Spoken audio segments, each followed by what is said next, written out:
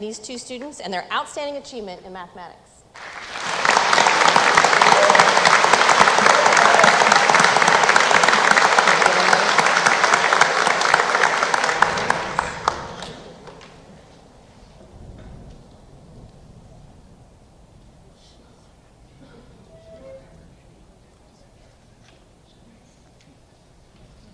Champions, Northside Middle School, Mr. Brad Branham, would you come forward? Champions, Northside Middle School, Mr. Brad Branham, would you come forward with your champions, please?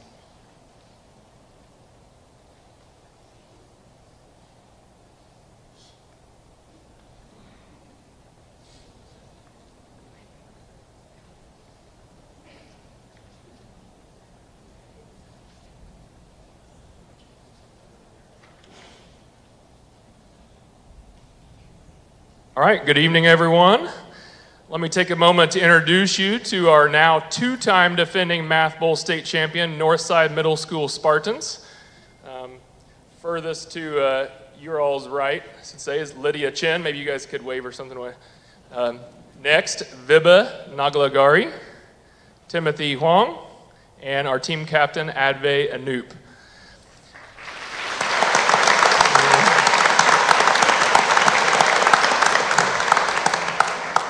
Please know that a Math Bowl state championship does not just come from one average coach and 4 outstanding students. So I'd like to take a moment to thank the outstanding teachers at Northside Middle School in nourishing the development of these young folks, and also their parents for creating a nurturing home environment to strive for excellence. The Middle School Math Bowl consists of 25 questions, which cover high school topics, this year including linear systems of 3 equations and trigonometric applications.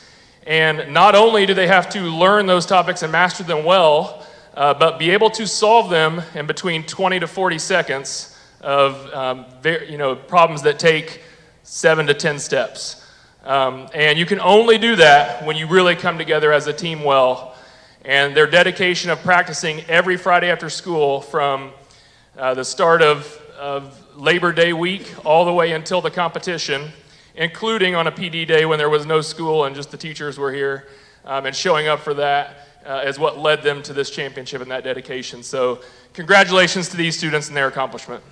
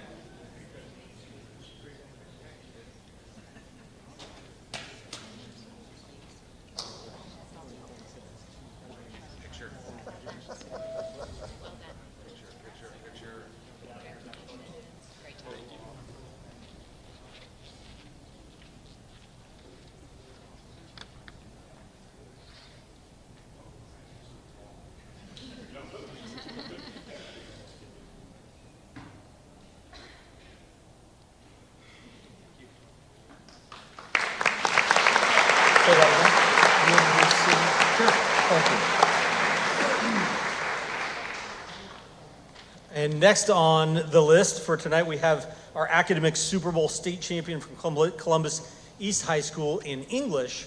Thank you, Dr. Parsons. Well, thank you for having us here this evening. I'm very excited and very proud to just talk very shortly here before I turn it over to Miss Gentry. About a year ago, we decided to do a little bit of an overhaul of our academic teams, and Miss Gentry stepped up as our English coach.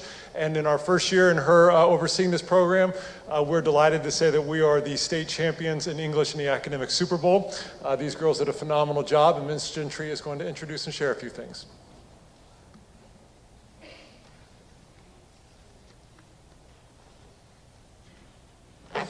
I'm probably going to be a little more wordy than our math coach, so bear with me.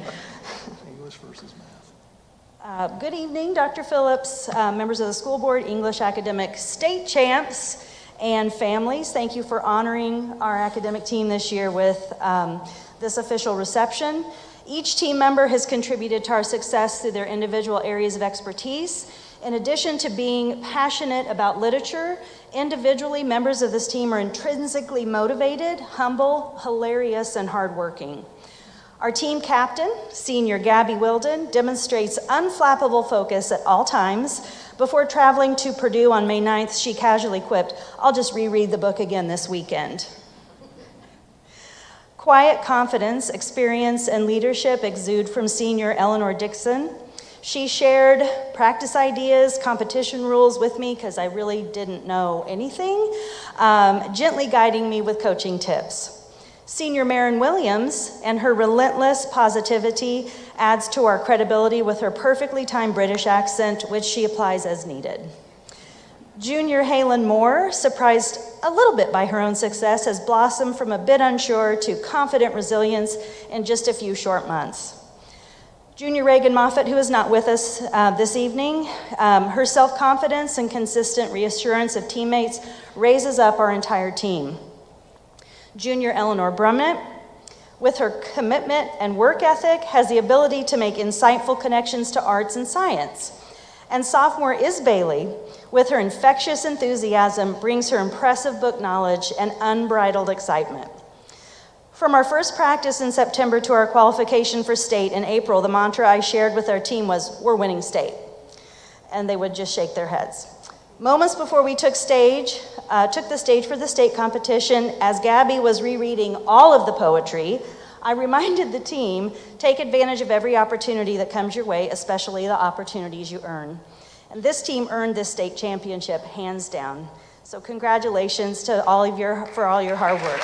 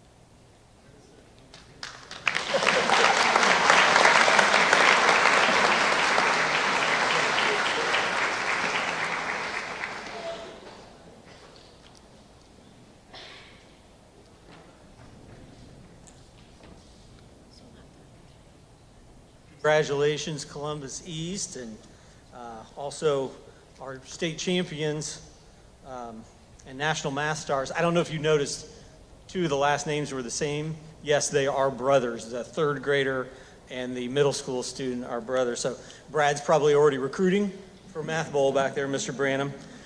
Tonight we're excited to share with you for just the second year celebrating our students who have earned their multilingual proficiency certification when they graduate from high school this year. So our Director of English Language Learning, Dr. Nicole Leach, please come up and share with us the exciting news about these students.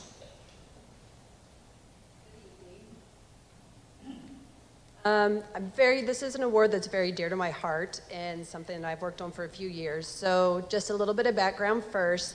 The Indiana Certificate of Multilingual Proficiency, is known as a seal of biliteracy throughout the United States, is an important recognition that validates a student's proficiency in 2 or more languages, including English. And it's a high level of proficiency that they have to have. It highlights the value of bilingualism in a global society and enhances college and job opportunities for our students. And in a diverse city like Columbus with its many international communities, the certificate is especially meaningful here. It honors the linguistic and cultural assets that students bring to our schools and prepares them to thrive in a multicultural world. This year, we've had an increase of 12 more students, so we keep growing every year. We have 41 students that have got the award. They have received the award in the languages of Spanish, French, Mandarin, Portuguese, Russian, Hungarian, and Ukrainian this year. So the administrators from the high schools are going to come up and announce, and then our students will come up and stand in line for us to be recognized.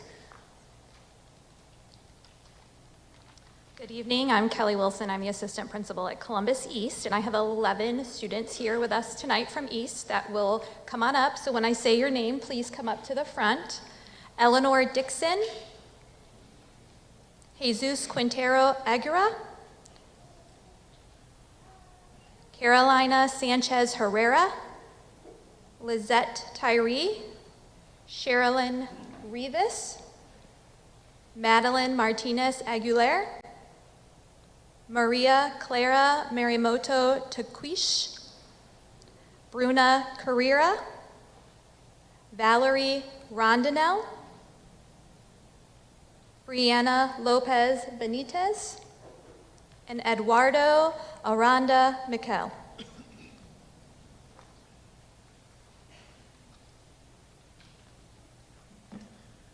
Good evening. CSA New Tech is proud to share that there were 4 students from our graduating class who earned that multilingual proficiency certification. Those students are Giselle Villegas, Kayla Hernandez, Jair Cayetano Valdez, and Roman Lepshev.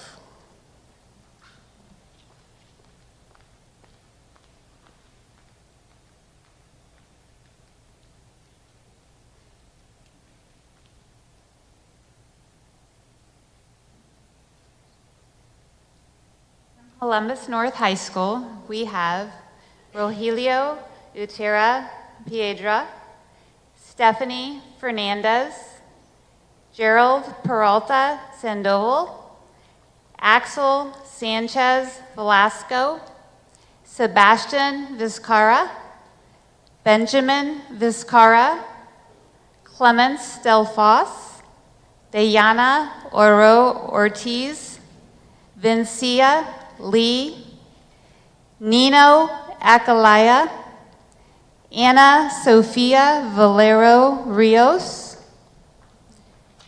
Yuika Noda, Zinchuan Liu, Marina Costa Braga, Alfredo Madero, Ana Thais Puenta, Jimena Puenta, Maximo Estrada Contreras, Asiel Alejandro Orduno Valera, Ava LaPlante, Servanda Lozana Trinidad, Ayano Tanaka,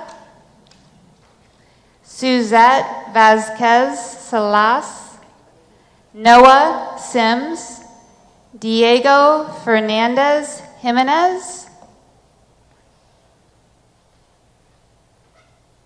and Victoria Canovo Lenko. So thank you. As you can see, we have a huge amount this year and we continue to grow, so congratulations, you guys.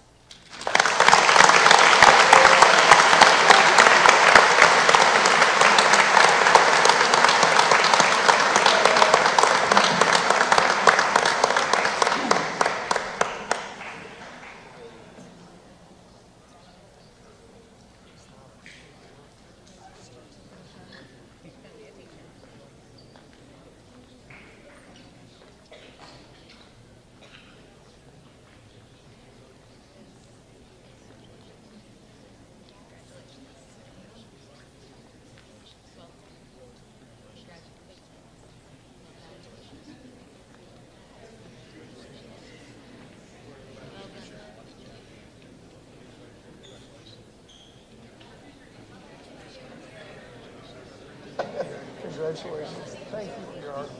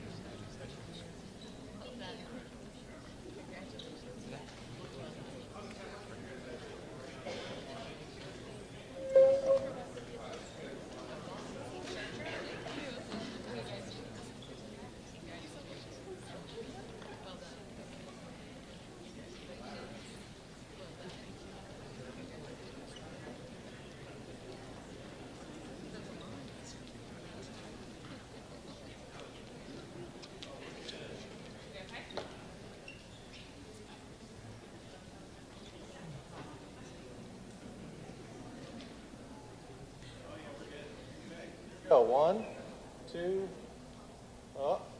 3. Got it. Thank you, guys.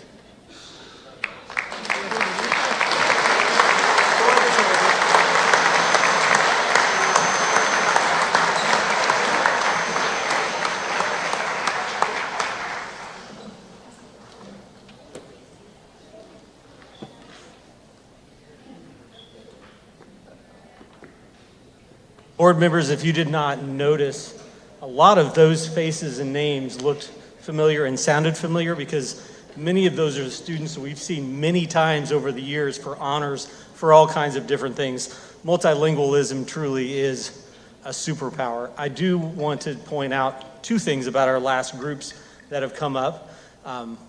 Like Mr. Stinner always reminds us to thank and recognize the parents, especially board members who are a parent of a state champion earlier, Ms. Wielden, congratulations. And then also in that group of students that was just standing up here, we have an IU Wells Scholar, Vincia Lee, is going to IU and has accepted a Wells Scholarship, which is an incredibly prestigious honor. So congratulations to all those students, and also to those coming up here in a moment when Dr. Hack recognized those who have earned all 3 levels of the work ethics certificate. Thank you, Dr. Hack. Good evening, Mr. Steiner, members of the board, and Dr. Phillips, and the members of the cabinet. Thank you for providing this opportunity to recognize the achievements of 21 outstanding members of the class of 2026. At this time, I'd like to call up Mayor Mary Ferdon, and Cindy Fry, President of the Chamber of Commerce. Tonight, we are proud to celebrate students who have demonstrated exceptional commitment to character, responsibility, leadership, and service through the Work Ethic Certificate Program. BCSC is grateful for the strong partnerships that make this program possible, and we proudly collaborate with the City of Columbus for the 6th grade and the Chamber for the 8th grade and the State of Indiana for the governors. This marks the 9th year that BCSC and our community partners have promoted the Work Ethic Certification, and during that time, participation and student achievement have continued to grow significantly. 9 years ago, 22% of seniors enrolled in the program. This year, it was at 52%. At the 8th grade, it was 16, and this year it's 64, and the 6th graders from 58 to 82. And Mayor just told me she had to read 382 names, 62 names the other day at the recognition for them. So, cheers. The Work Ethic Certificate recognizes students who consistently demonstrate 5 essential employability skills from self-motivation, critical thinking, reliability, responsibility, teamwork, etc. As well as when they demonstrate those, they have to have 3 staff members of BCSC that know them well during the year to sign off on each of those. They also must maintain rigorous GPA, attendance of a 98% or higher, and complete community service at the right level. This year, we reached our highest enrollment yet with 1,809 students participating in the program and 730 earning a recognition. What makes tonight especially meaningful is that these 21 students being recognized began their journey as 6th graders. Out of the 623 students who enrolled during their 6th grade year, these students have now earned all 3 work ethic certificates in 6th grade, 8th, and now as seniors. As a symbol of this achievement, each student has received a graduation cord to wear during their commencement ceremonies. And at this time, if you are present when your name is called, please come up and forward to be recognized and stand over to my right. And once students are all assembled at the front, they will be congratulated by the board and we'll take a group photo. CSA New Tech, Brayley Ernest. Columbus East High School, Natasha Armstrong. Ella Conrad. Abigail Fisher. Austin Giles. Sydney Johnson. Lucia Morales Pascal. Dominic Piper. Kalani Scott. Kalia Scott. Columbus North High School, Mia Bowers. Christine Fisher. Michaela Helwig. Theodore Littrell. Caitlin Nestor. Wendy Roez. Avery Sheehan. Gabrielle Spurgeon. Rachel Tinsley. Cora Tregoning. And Addison Wheatley. At this time, let's congratulate all the students for this achievement, and then we'll take a photo.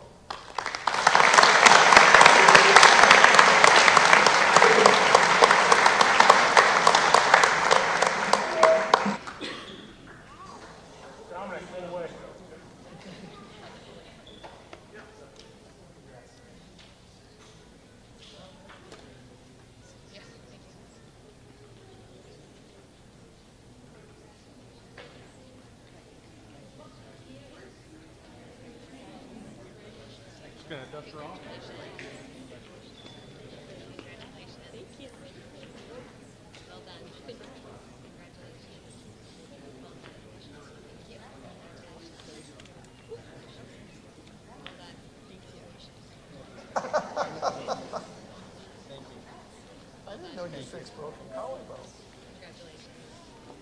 done. Congratulations. Well done. Oh, come on back. Come over. You get a photo. Oh, hold on. Hold on.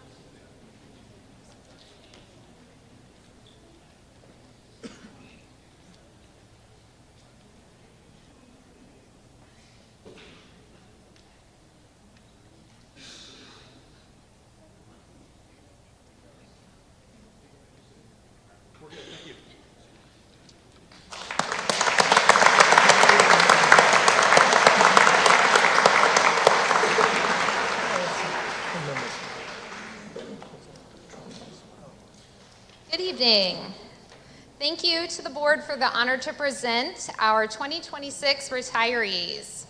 With 865 collective years of BCSE experience, our retirees have made countless connections with students, families, community members, and colleagues. Even as we are wishing them well in their retirement adventures, we will miss their passion for students, dedication to the mission of the corporation, and their overall expertise. As I call each retiree that is here this evening, I will share their years of BCSE service along with sentiments from their colleagues. I ask that the audience hold their applause until the end so that each retiree can hear those kind words. Once all retirees have been called, we can collectively demonstrate our appreciation for them as they embark upon their retirement journey. Darlene Aplanet, Parkside, grade 5 teacher, 24 years. Darlene is a remarkable educator who has always cared deeply about the well-being of every student while consistently supporting her colleagues as a true team player. Her students will never forget the joy and excitement she brought to learning through her boundless energy, elaborate costumes, and hilarious character voices that made lessons come alive in the classroom and at camp. Michelle Anderson, Smith, Title I Teacher's Assistant, 26 years.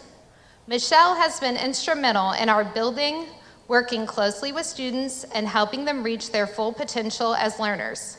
Most recently, she has served as a Title TA, supporting our emerging readers as they build essential skills and grow in confidence. Angela Elkins, Clifty Creek, Administrative Assistant to the building principal, 30 years. Angela was an integral part of Clifty Creek for an amazing 30 years. She helped generations of Cougars navigate their school experience, and we could never quantify her impact on Clifty Creek Elementary School.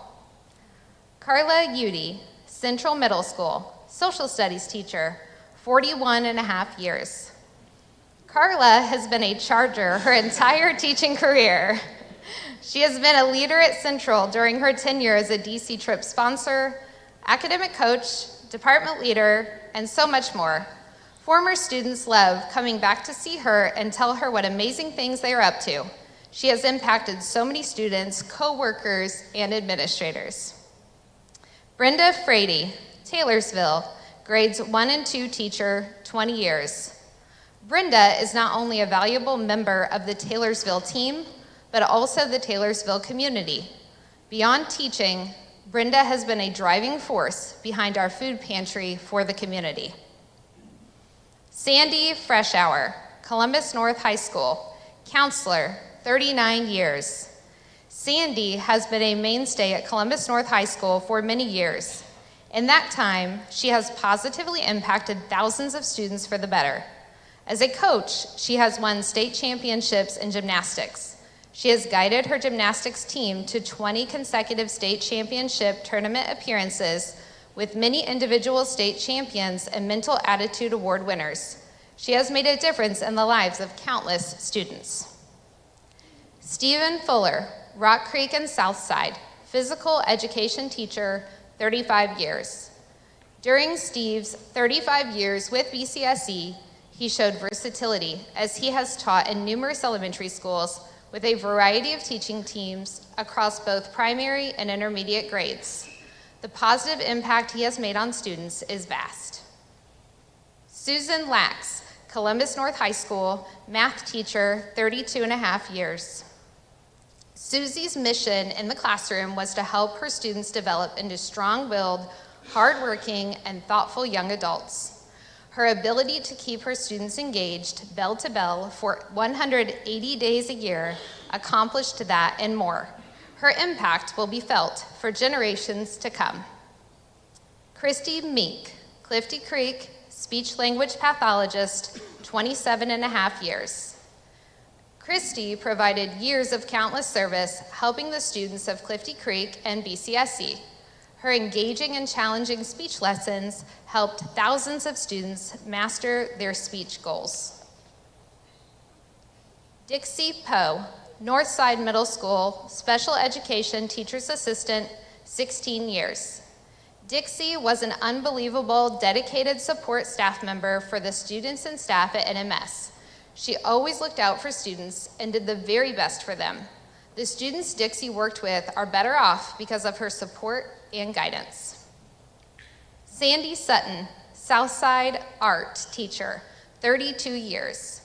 For 32 years, Sandy has inspired a deep love of art in her students. Through her dedicated teaching and guidance, she has empowered countless individuals to unlock their imagination and confidently express their own creativity. Jana Tyndall, Northside Middle School, cafeteria department head, 26 years. Jana has been a fixture with BCSE Food Service, and we will miss her dedication and creativity to her job in support of students. Carrie Tyree, Taylorsville, grades 3 and 4 teacher, 29 years. Carrie is a teacher that always looks for interesting ways to engage students and foster growth for all. She has also been a driving force for our Taylorsville Food Pantry. I would also like to recognize those not present, including Connie Ortman, Janice Reed, Julie Risley, Janelle Runge, Nancy Shenegi, Laszlo Sarvis, Marie Gregory, Ramey Kelsey, Deborah Lane, Robin Leonard, Margaret Meredith, Russell Morrison, Mark Newell, Dora Ellen Brown, Kim Buchanan, Susan Curry, Susan Albertson, Cheryl Anderson, Carolyn Arbuckle, and Michael Walls. At this time, I ask that you please join me in thanking and honoring our 2026 BCSE retirees.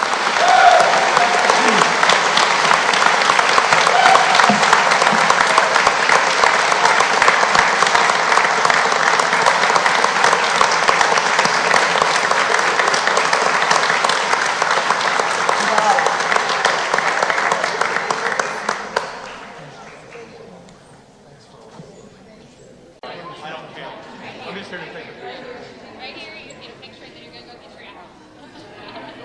You're gonna go get your apple.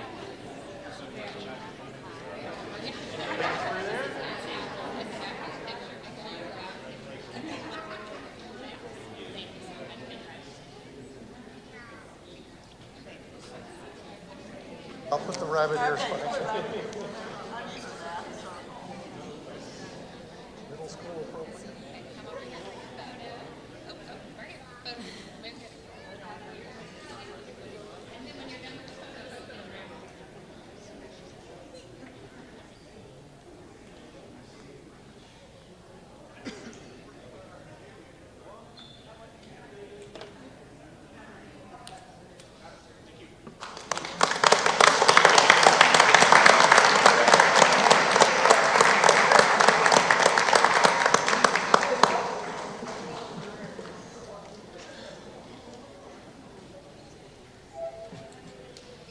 Big thank you to everyone who's joined us for the celebrations and recognition that we had this evening. We appreciate your attendance.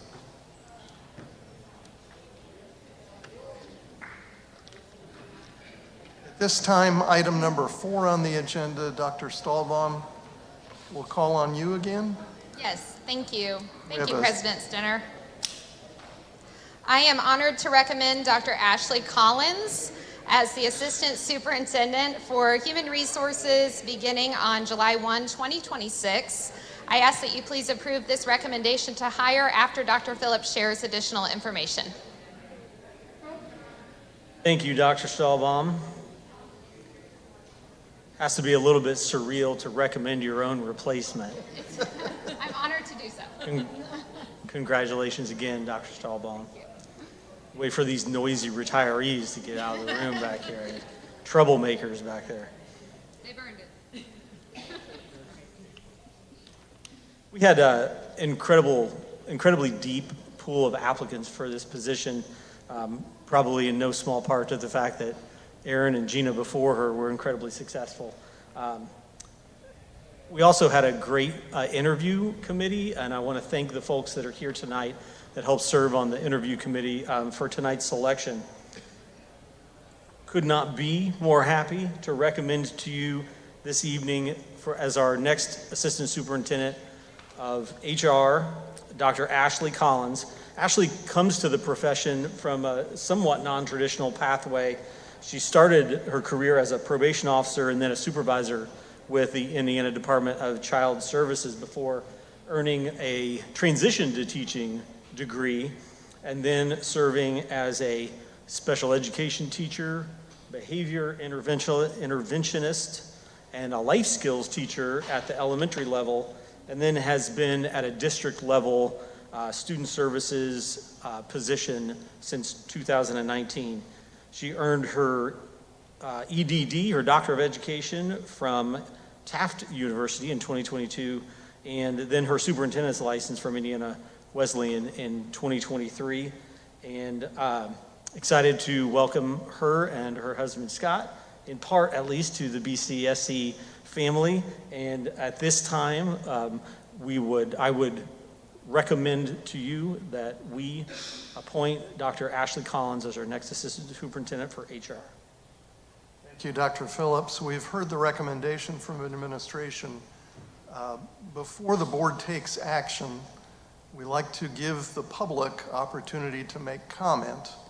If there's anyone here this evening that would like to make a comment on this recommendation from the administration.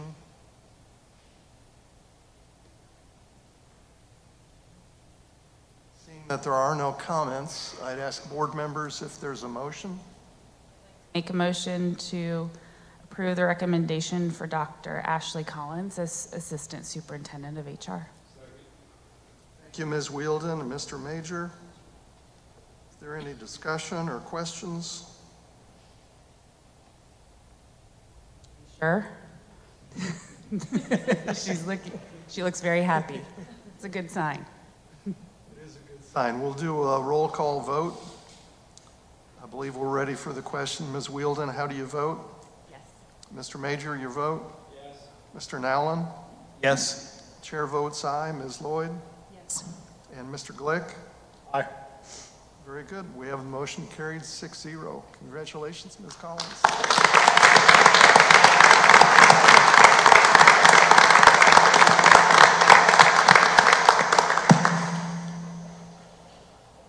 Good evening, and thank you to the board for this incredible opportunity and for your trust in me. I am truly honored and honestly just very excited to join Bartholomew Consolidated School Corporation as the Assistant Superintendent of Human Resources. I want to thank Dr. Phillips and the interview committee for this opportunity. It was such a positive experience, and you could just see and hear in everything they talked about the positives of the school corporation, the student-centered focus, as well as their dedication to this community and school corporation. I also want to thank Dr. Bozeman and Dr. Stahlbaum, who have been instrumental in making this transition one that is going to be highly successful. I have very big shoes to fill. They're also very fabulous shoes. So I am thrilled to be working with her as we transition in this position. One of my favorite quotes from the Giving Tree says, "And the tree was happy." I think that quote reflects education so beautifully because the people in this profession give so much of themselves every single day for students, families, and one another.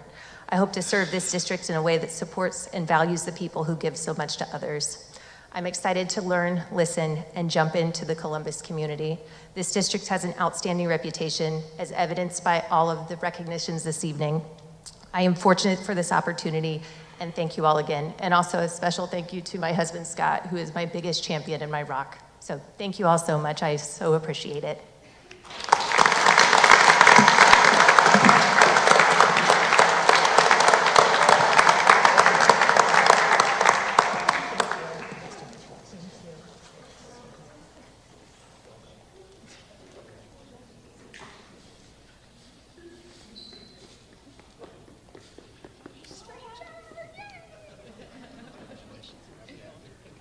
Thank you so much.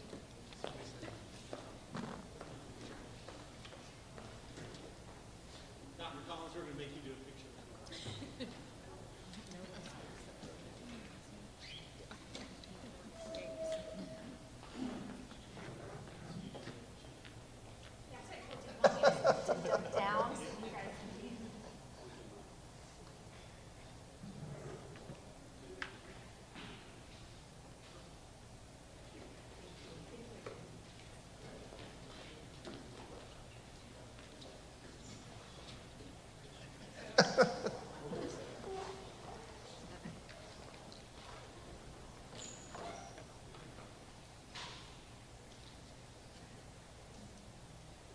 We have a number of presentations this evening. Dr. Phillips, would you mind introducing them for us? Not at all, Mr. Sinner. Thank you very much. First up tonight, Mrs. Nancy Millspaul comes and gives us an annual update. And as well, tonight's update on food service also will come with a recommendation later this evening for food prices for next year, for lunch prices, I should say.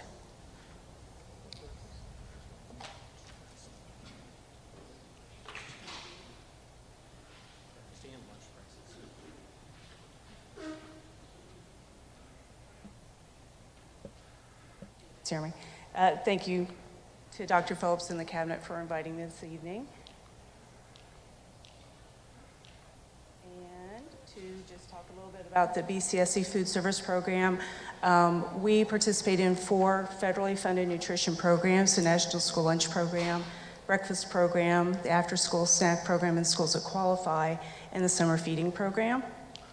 Our budget does not come from the operations fund. We are a self-supporting program through federal cash reimbursements from meal participation by students. Non-federal funds come from a la carte meals, prices from adult meals, and also from catering. Our meal participation from August through March of this year for breakfast and lunch, we did see a little bit of a decrease in breakfast and lunch this year from last year. In this time period, we did serve 2 less days than the year prior. There's a little bit of a decrease in enrollment across the district.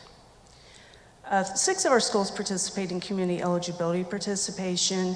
We have 4 of those. This is their 2nd year in participation.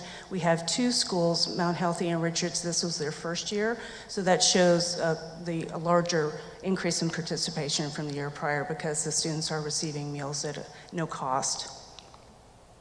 This is our monthly average for revenue and expense for those 6 schools from August through March.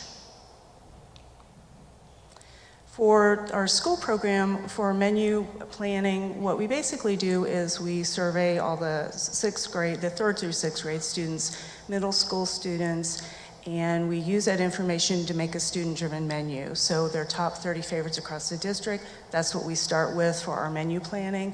And then we also ask them things like, what are new items that you'd like served? And we try to work that into the federal guidelines to provide that for them. Their top favorites, we just got done with the survey in April. And the top favorites are, as you would expect, pizza and cheeseburger and chicken nuggets. But they're teriyaki pot stickers. And a new item, the cherry blossom chicken, actually made the top 10 this year. So we were very excited that the students are branching out on their flavors and enjoyed those items. We do taste testing with student groups also to get their feedback. We've had a number of those this year.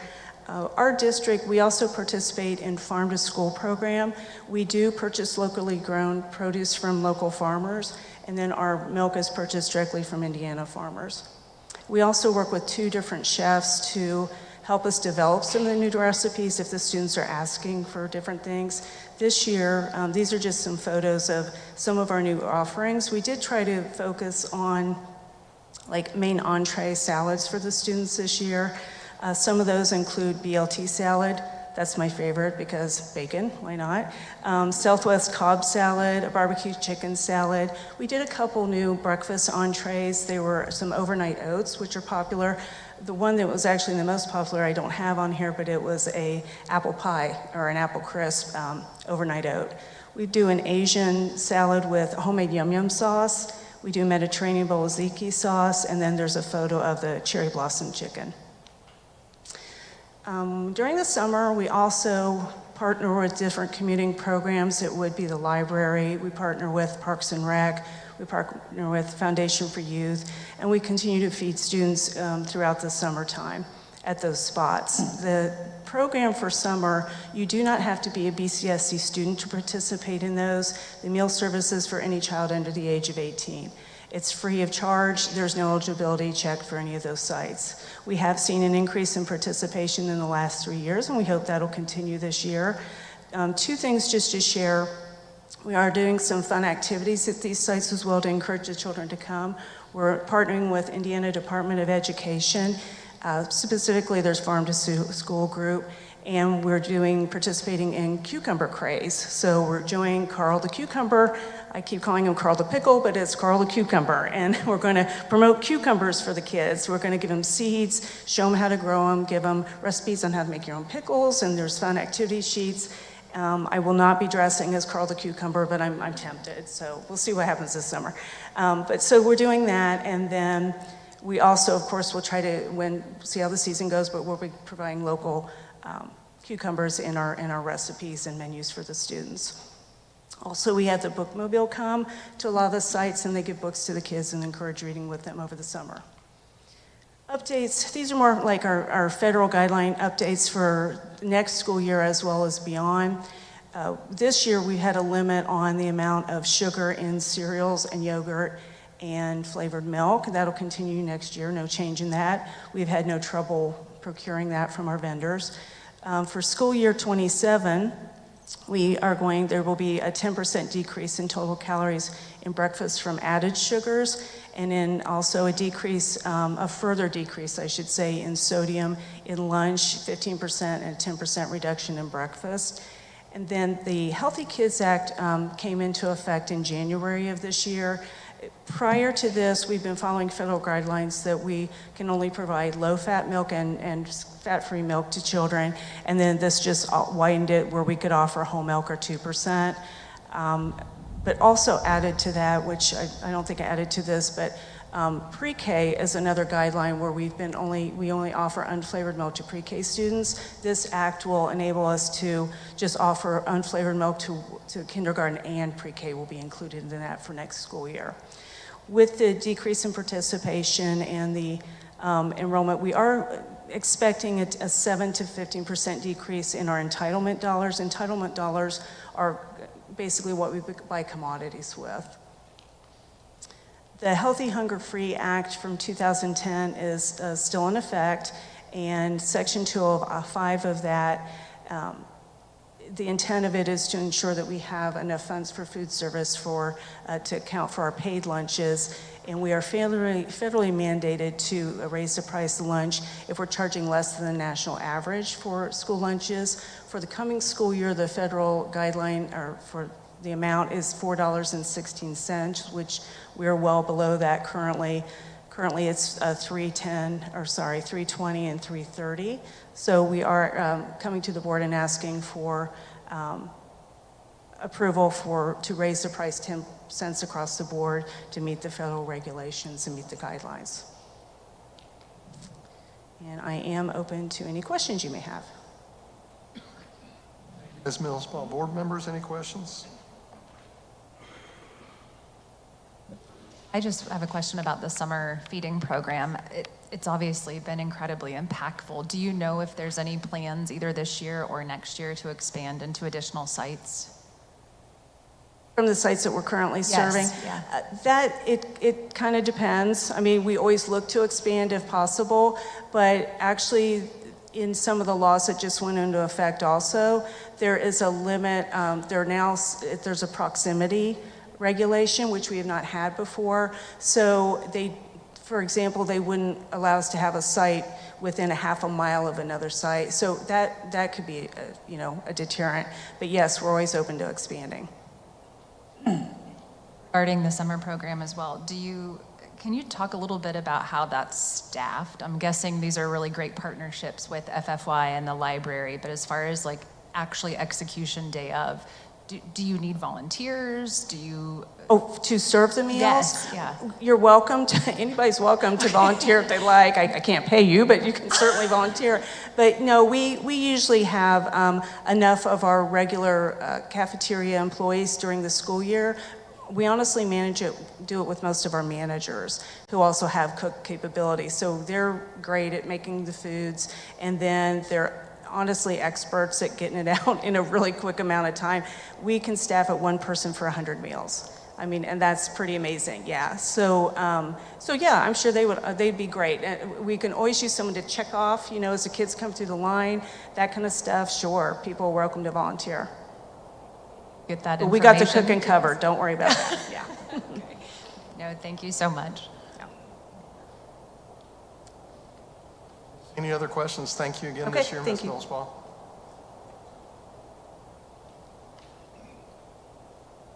One of Mr. Williams, Ms. Martindale.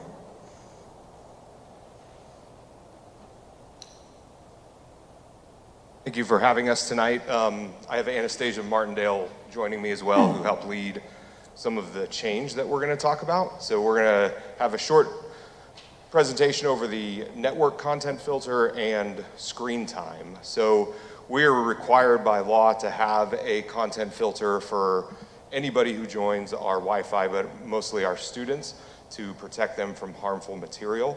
This is a requirement for E-Rate as well. E-Rate pays for 60% of our internet and connections through a federal program. And we just went through a large change today, actually. So I'm going to hand it over to Anastasia, who's going to talk through the advantages of this new platform. Thank you. So we started this process last fall, and we started by evaluating about a dozen of different content filters. So we reached out for different reviews, and also looked over about 2 years of reviews from other Indiana school districts on those filters. And we also evaluated them against some non-negotiable technical requirements that we had at BCSC, and from that first vetting, we ended up with 5 filters left. At that point, we collected a team of 10 individuals who were teachers, administrators, and technicians. With their help, we were able to create an evaluation rubric and evaluate the remaining 5 solutions based on the demonstrations that we had with the vendors. The highest ranking solution was put to test at East, Central, and Lincoln, as well as other testing devices. And when we were sure that this filter was going to be able to provide us what we needed, we were able to commit to the new filter, which is called LineWise. So we do have a fairly complex filtering environment at BCSC. We need to support staff, students on different levels, C4 traveling students, different equipment, and bring your own device network for staff. But fortunately, LineWise is able to fulfill all of those needs. Also, of course, all of those different filters were different price points, some as low as $30,000 per year and as high as $50,000. The new filter is slightly cheaper than our current Content Keeper filter, just by $2,000 per year cheaper. And an exciting part is that LineWise is going to come with 2 new solutions that we never had before. The first one is called ClassWise, and that's going to be the teacher classroom management solution.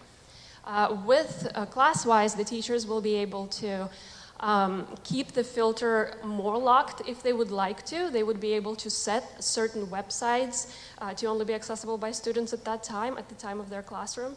They'll also be able to have the full visibility to what the student is doing just from their computer screen. And they'll be able to use the lockdown browser, which is a widely requested feature that allows easier test preparation and things like that. So we're planning to release ClassWise at this point early next school year. And the second piece of this solution is Custodio, which is a parent app. So with Custodio, parents will be able to have 24/7 visibility into what their student is doing on the BCSC provided device. So they'll be able to see what websites they visit, what videos they watch, what searches they do. They will be able to see, again, the full history of internet use, but at home, so outside of school hours, they'll also be able to have certain control over that device.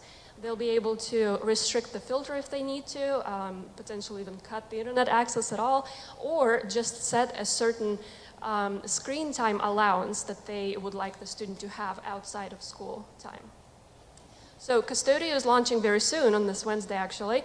If a parent or guardian has their email address on file with our schools, then they will receive an invitation to join Custodio. And of course, my daughter was one of the testing students for this. So what you can see as a parent is this is a 7-day kind of timeline that she was on her device for 3 hours and 36 minutes. It gives the top websites, but it also gives parents control over certain things. So you can shut off their one-to-one device at any time or adjust the web filtering if you'd like. So there are some nice aspects to this as a parent and some oversight, and it was important for us to get this out before devices potentially would go home with middle school or high schoolers over the summer, and to get it in place before we start next school year, which is why it launched today, and we will be rolling this out this week. So some other things that we've been discussing is just screen time and the importance of having balance in our schools and with instruction. I think our UDL framework helps us a lot with that in providing the best options for students for learning, and devices are part of that. We work hard to prepare our students for future-ready skills. We also are very conscious that not everybody has the same access to devices at home. And we have a lot of testing that, of course, is all online now, including the iLearn that our math students excelled at. And there is a certain percent of IEPs and ILPs that students have some technology requirements to as well, and trying to support that with instructional use. So some of the things we're doing proactively is that we are moving to classroom sets K through 2. So every device could go home with a student on an e-learning day. This also helps save us some money. And we're reviewing kind of the data with the new filter. It has a lot better reporting than our old one in terms of what students are using and if they're using them actively to create, to learn, or just kind of passively intaking information. We're giving the tools to our teachers and families. As part of some of our cell phone policies in the high schools, we're going to take away bring your own device network access for student devices. So any given day, we have several thousand at North, for example, that are connecting watches, phones, iPods, tablets to our network, and that will go away next year. And just working on age-appropriate guidelines with our administrators, and we have some more of those kind of activities coming up this summer. But this is a lot of the guidance is talking about is active versus passive learning. So making sure that all device use is intentional, because some of our kids can do some quite amazing things, and we're all on devices quite a bit and productive on those versus kind of the scrolling or just kind of that passive consumption, and age-appropriate levels with that as well. And with that, I'd be happy to answer any questions. Members, any questions? I think I've got two things. They're pretty simple. From a security standpoint, if you have a bring your own device, is there any risk for someone to bring something in when they're on our Wi-Fi that there might be virus or something that would then transfer? Yes, it definitely does increase risk with bring your own device. We don't have any anonymous browsing, so they have to log in with their username, so we can usually pinpoint it, but that is definitely a concern that this will help with.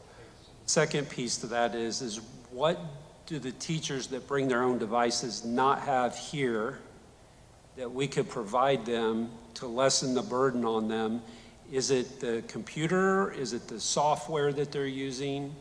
Is there some way that we could prevent the bring your own device by giving them a tool that they can use where they wouldn't have to spend their money outside of here? For the teachers? Yeah.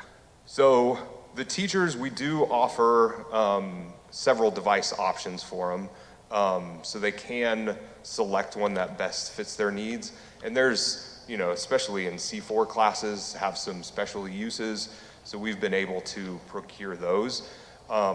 If a teacher just prefers their personal MacBook, let's say, versus the Dell that we give them, then we can't help them there. But we are keeping staff bring your own devices as an option for some personal preference. But if they show instructional need for a different device than what we can or what we provide them, then we generally try to work with them to find that out. My whole purpose with that question is to make sure that we are not presenting a hardship to them. As long as we have stuff available for them and it's their choice, that's their choice, right? I just want to make sure that we give them every opportunity to have something useful here. Thank you. Parent who's not very tech savvy, tell me more about what I'll see Wednesday when I get that link and if there'll be instructions. Yes, so we will send out information via Parent Square on what to expect. The Custodio will send you a email kind of tying your account with your student. But if you have an elementary student, you're not going to see anything over the summer because they're not bringing it home. And then if you, for whatever reason, don't have or can't find the email or got lost in spam, then we work with the company to send that with you. Another added bonus with that is that they allow you to add another device as well as a parent for free. So you can add a student's cell phone example and have kind of full management of 2 devices with this. But the company's with LineWise that partners, and we've had good feedback from other districts who have had this in place for a year. Parents choose not to utilize the system. Are there defaults, I guess, that the tech department will put in place? Yes, the filter follows them wherever they go. So it'll just have the default school filter. And that's the case if parents used to use it, or the teachers use the option of classroom management there as well. But yes, they'll always have the default. It will still prevent them from accessing harmful materials, but there won't be any limits on time or locking them down to specific websites or anything like that. Yeah, I did not put up that my daughter was on at 1 a.m. on one of these. This sounds like it was a lot of work. Thank you very much. Alan? I really appreciate all the work that has gone into this with your team and the teachers and tech people. I have a question for my own clarification or check my understanding. When you said lockdown capability, does that mean if teachers are giving a classroom test on the computer, the students can't navigate away from that test? That is correct. Okay. Teachers will love that.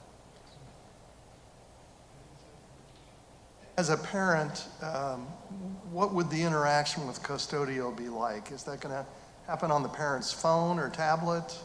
And they have an app. This is a screenshot from the website. So they do have an app. You can use the website.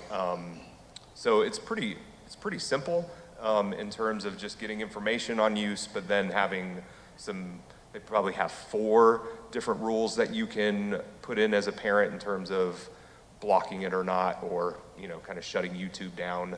So there are some options there for parents. That's all part of the Parent Square communication. Yes, sir. Thank you. I want to throw more on your plate, but one idea that just popped in my head that might help parents is in August when we're having open houses or whatever, when parents are in schools, if there's some resource they could go to. Sometimes with technology, it's easier to be right there doing it with someone instead of trying to read about it or watch about it. Yes, and we're including it in enrollment packets as well. And again, especially for elementary parents or some middle school parents who won't see a device, we're not expecting them to remember it from communication in May. I want to go down a rabbit hole, but I found the app, so thank you for saying that. How does that work if a family's already using it at home? Does it just integrate with their current system? Yes. Okay. Mr. Stone, I just want to add an appreciation for their work. The legislature just passed a law that says this kind of tool has to be in place by January 1 of 2027. It's just a testament. Nick mentioned to me a month or 6 weeks ago that they were working on this, and I asked, is it possible to get ready for this summer for families that might have devices over the summer? And he said, let me talk to my team. And to their credit, in a matter of just a few weeks, they managed to get everything online and ready to go for this summer. And then I don't think Nick might have shared it if he was ready to share it publicly, but we've been looking for a culprit internally for the last several months. Turned this new filter on today, and we got a group text at about 8:30 this morning that we got him. So it didn't take long for the new filter to be effective this morning. Congratulations, guys. Thank you.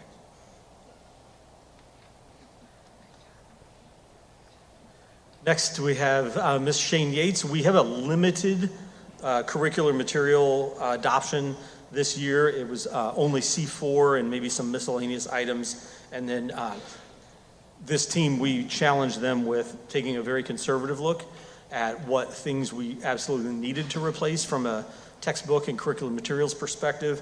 And Shane and his team did a terrific job and have a recommendation for you this evening on C4 curricular materials. Good evening. I'm Shane Yates, C4 Assistant Director. This year I had the pleasure of working with our dedicated C4 teachers on recommendations for our C4 curriculum adoption process. Our curriculum adoption committee represented teachers from East and North across agriculture, business, fashion and textiles, nursing, and veterinary sciences. Our goal was to evaluate content-specific resources that align with Indiana's Next Level Programs of Study, or NLPS, a state initiative that redesigned high school CTE to better prepare students for the modern workforce and higher education. This alignment allows our students to earn state-recognized certifications, dual credits, and CTE concentrator status, which is a post-secondary ready competency for graduation.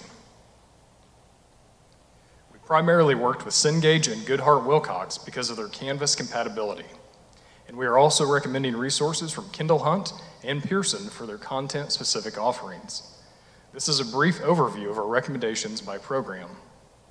Automotive Services, GW's modern technology online resource, supports accessibility tools like Read and Write for Google and aligns with Automotive Service Excellence, ASE, state-recognized certification. Automation and Robotics, The two new techs include Cengage's Industrial Robotics and GW's Industrial Maintenance Mechatronics. Our current resource was published in 2002, the year of the flip phone. It's about time.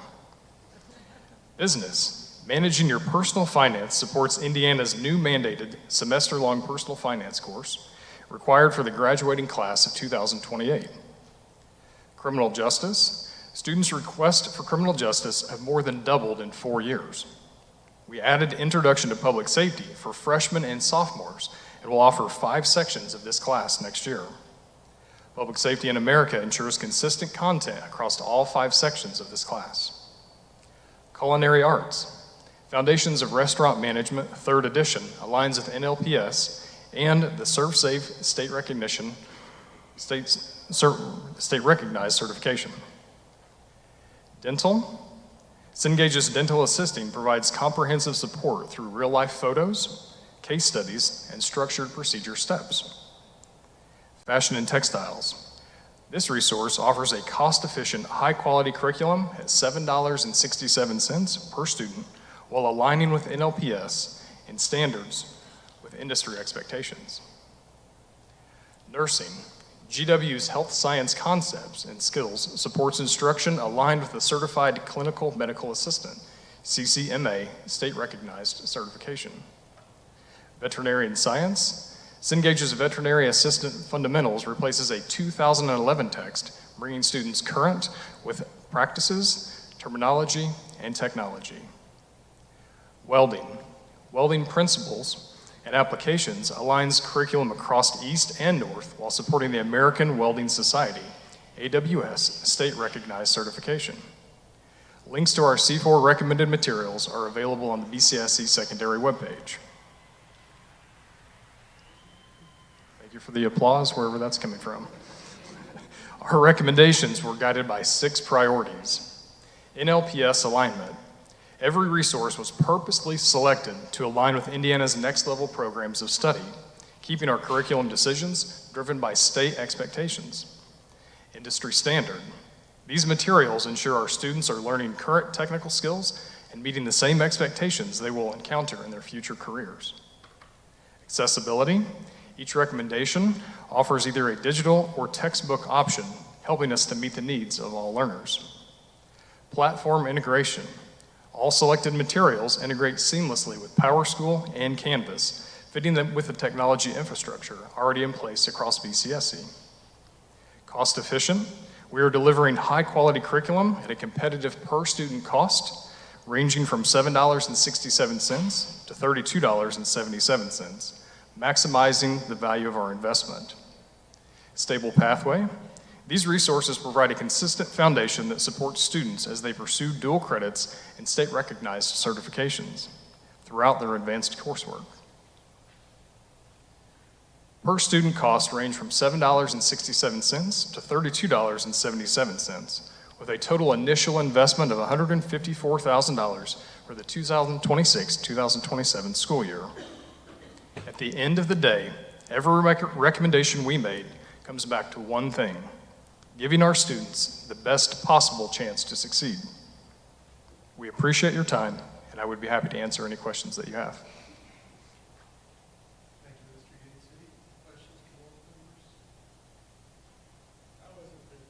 Criminal justice is $3.33 per student. Well, that is, we were buying a low number of textbooks, and it's a large number of students. So we're hoping to get about 50 textbooks for about 150 students and share them amongst the classes. That's per the teacher's recommendations. The textbook is just a resource, so everybody's not doing chapter 1 at the same time. As long as we're cherishing our law enforcement, that's all that matters. Absolutely. What's the cost after the initial investment? What's the annual cost? Great question. It's about $62,000 per year after the first year.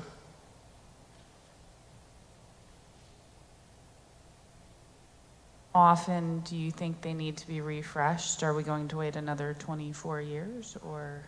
Something less than that? Hopefully the flip phone comment got you there and we can replace that one. That depends on the content or the class. I can't give an exact answer to that. A&R, automation and robotics specifically, needs to be replaced now, but with the others, if a textbook can last 10 years and the content is relevant, then I think it can last longer than the 6 years we've done previously. But depending on the standards, if they change, there are many different variables.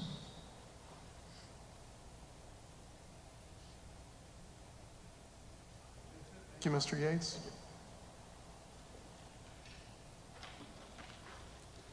Just a quick reminder to the board that this is the first year that we will be spending all of our curriculum materials purchased out of the education fund. And so later on in this calendar year, there'll be an additional appropriation request because that portion was not budgeted way back in August, September, as we built the education fund budget for this year. So that $154,000 will be part of that additional appropriation for 2026. And this is the first full year that parents will not be paying those services. Didn't pay them last year, but we skipped a year of adoption, so we didn't adopt last year, and so we had a year off, and now starting with C4. Really, essentially, because we know we're front-loading what's coming later, which are large, expensive adoptions of language arts and math that will be, there'll be shocking numbers for everybody as we try to approach a conservative adoption here and replacing all of those things that need to be so that we can make sure when the time comes for language arts and math that we can afford to move forward with it.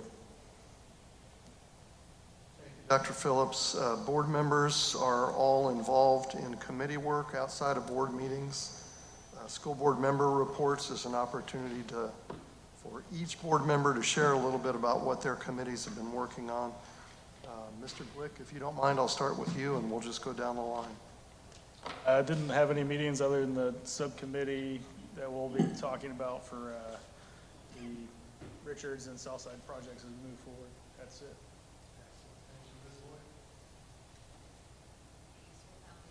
Awarded several scholarships to BCSC seniors last week, so that was a wonderful experience to get to be part of that, and just a special thanks to so many individuals and families in our communities that step up every single year to fund these annual scholarships. They truly have a tremendous impact. The foundation also conducted interviews last week for the vacant executive director position, and we hope to be making a decision at our board meeting later this week. Very good. I'm a member of the Business Advisory Committee. We had the opportunity to go to CSA New Tech last week or the week before last and listen in on some of the senior capstone presentations.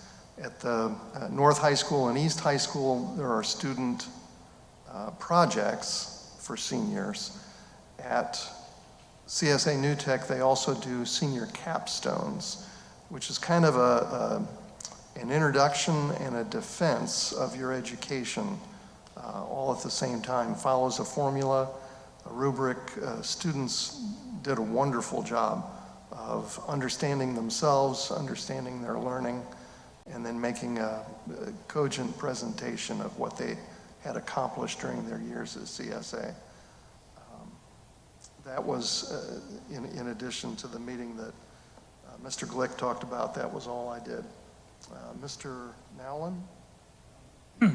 In my role as legislative liaison, I didn't have any meetings, but I have been reappointed as the Indiana School Board Association District 10 representative for the legislative committee. So we will meet this summer. I want to encourage any school board members or administrators, if you have your own legislative priorities that you'd like me to share with that committee as the State School Board Association puts together its list of priorities.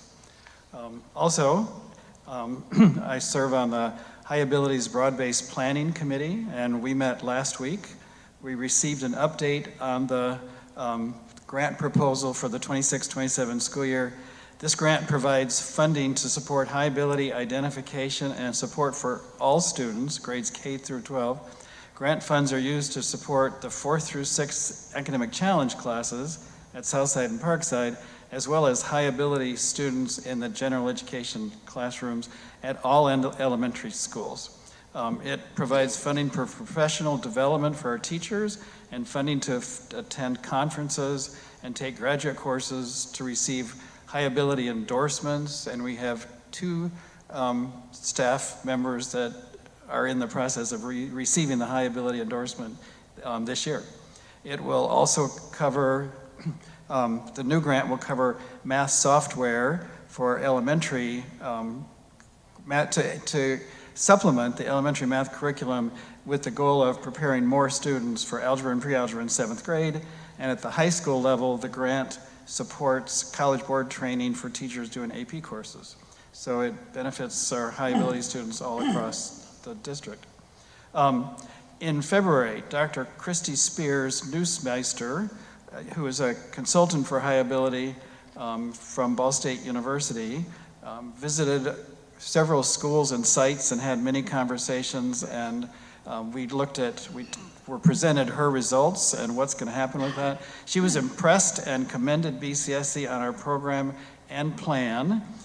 She had some recommendations for further improvements with a focus mostly on the high ability clusters in general education classrooms through professional development, guidelines for cluster groups, and providing curriculum and instruction for students that are identified in math only or English only. In our academic challenge program, they have to be identified for math and English. And this is a focus on providing extra challenge for kids who are identified only for one of those areas. Thank you, Mr. Nellen. Mr. Major? Yeah, nothing really new for the Health Trust. Earlier today, the Columbus Redevelopment Commission met. They talked a little bit about the TIF fund budget upcoming for next year. And then they talked about Downtown 2030 plan. There's around 38 separate projects that are being pursued with that large-scale project. They talked about Second Street project hopefully being done this summer with some landscaping done in the fall. Riverfront is on schedule, and the entrance plaza will be out to bid this summer. Thank you, Mr. Major. Ms. Wheeldon? No updates from my committee assignments. Thank you very much. Dr. Phillips, we have 3 cabinet reports this evening. Thank you, Mr. Stinner. Mr. Brinegar will come up and give a Q1 financial report and then go directly into the second presentation for him this evening, which is an early budget workshop on the operations fund for 2027. Good evening, Dr. Phillips and board. Thank you for having me this evening. Here we go. Our revenues, first quarter of 26 compared to 2025. In the education fund, the revenues are up just under 1% over the first quarter of 25. Operation fund revenues are down approximately 23%. However, this can be traced to the lower budgeted transfers from the education fund.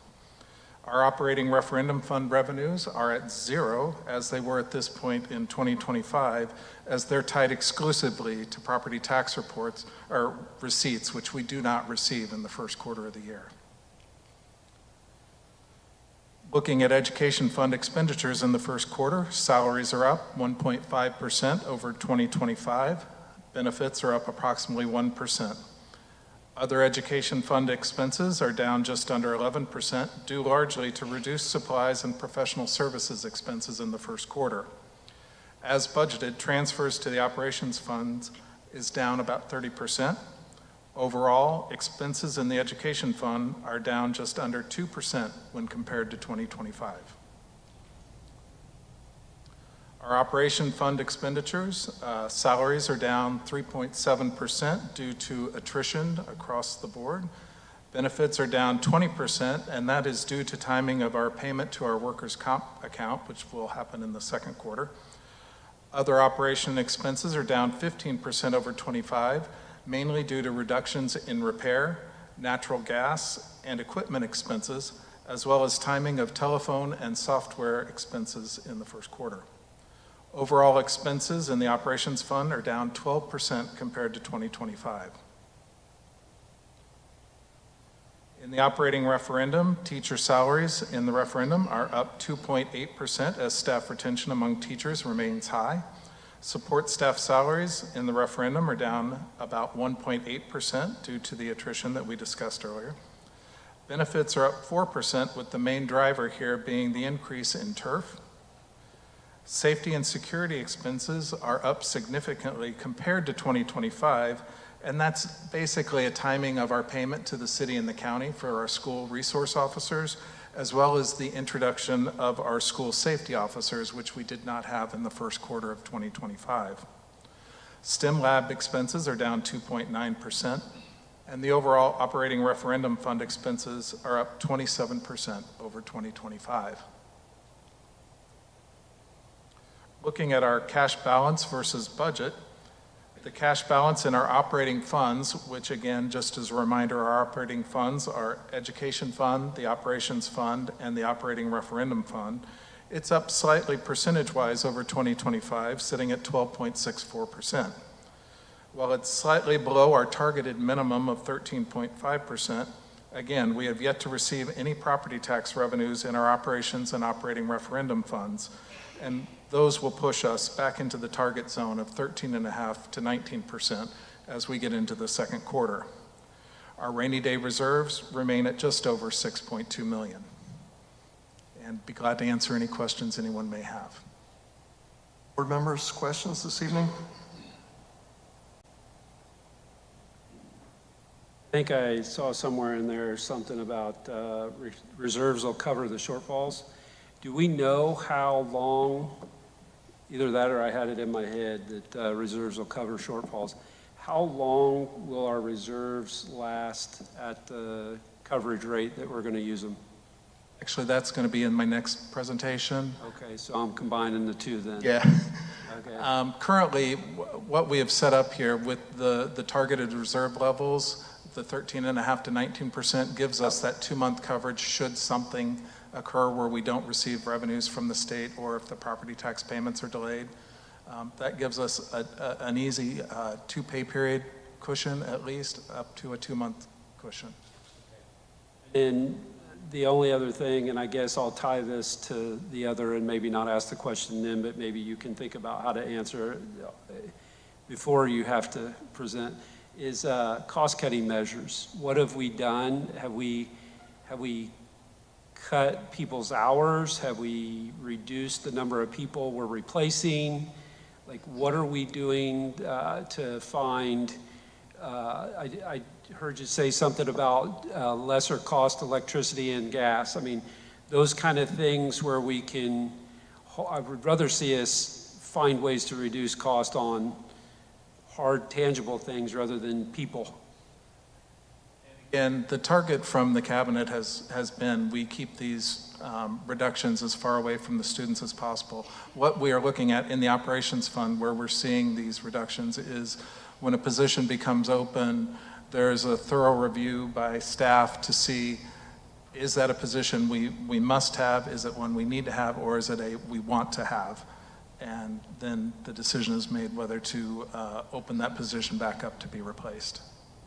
When we're all done with this, is there a way that we could get an assessment of how many fewer roles we have going into next year than what we had this year? I'm just making a number up just for easy math and conversation. Just say we had 2,000 full employees and then next year we're going to have 1,950 full employees, just to have a number. When we do the more refined version of the budget workshop in August, we'll have those numbers projected at that time. Perfect, thank you.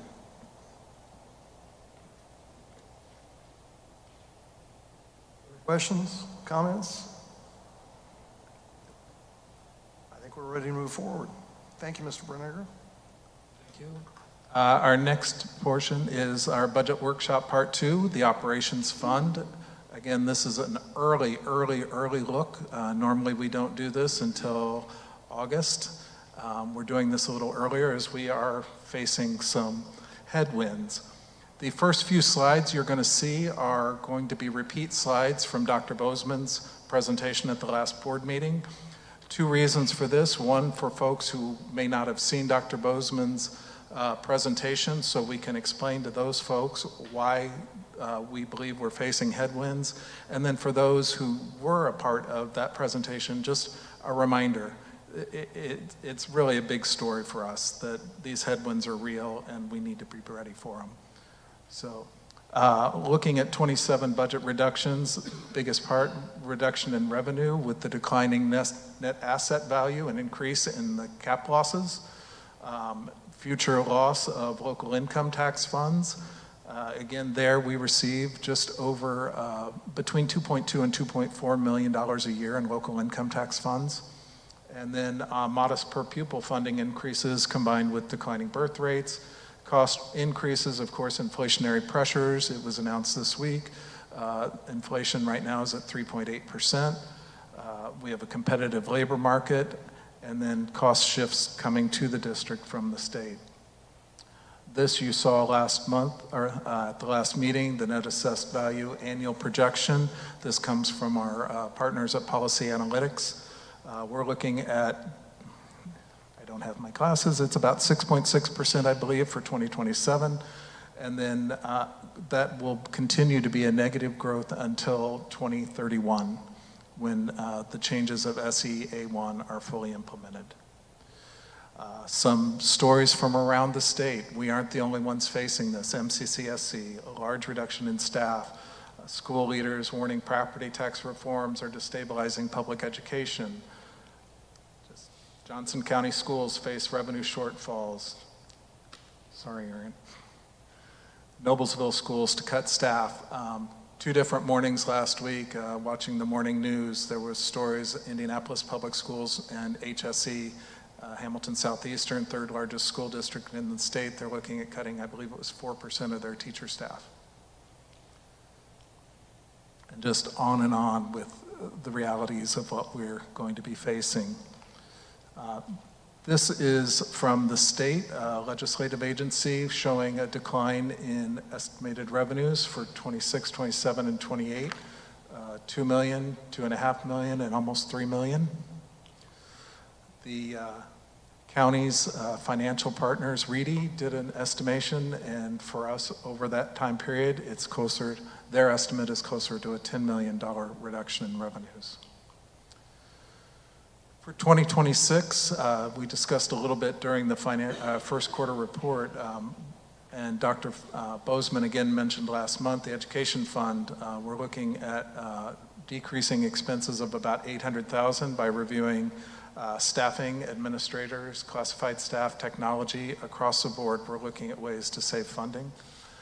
In the operations fund, it's about $450,000 with reduction in custodial and business office staff, technology, hardware, supplies, softwares, etc.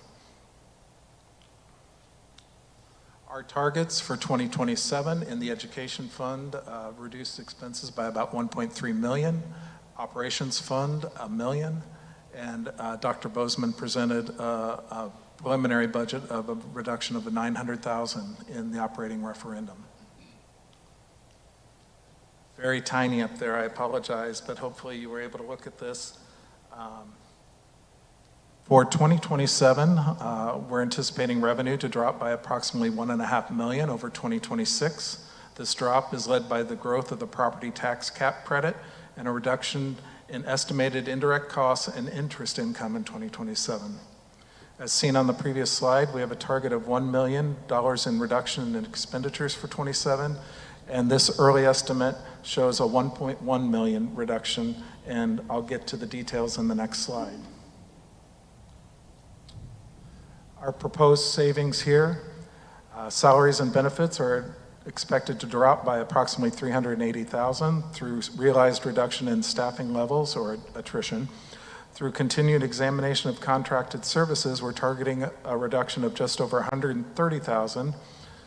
In repairs, maintenance, and property equipment, we'll show a reduction of just under $300,000, and that's related strongly to our Envision 2030 projects.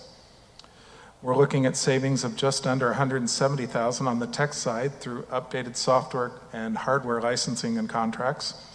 And we believe we can offset a 2% estimated rise in supply and utility costs by continued examination of our supply purchases and utility efficiencies for an additional nearly $50,000 in savings. And here, Jason, is where reserves will cover funding shortfall. We are at about 14 million in operations reserves right now. We were looking, that shortfall, I believe, is just over $1 million, so we would have several years before that would get into a danger area in my mind. Also recognize that this is only year one. 2026, I guess, would be year one of reduced spending, and then starting with reducing our budget in 27, continuing through to 2028, and even into 2029, depending on what happens with the legislature, particularly as we approach 2029 when local income tax funding is scheduled to disappear for us completely.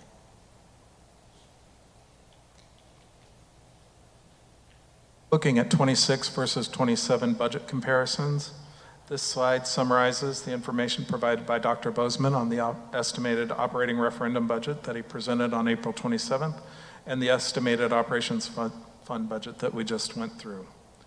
We'll discuss the debt service fund budget at the next meeting in June and the education fund budget July 20th meeting.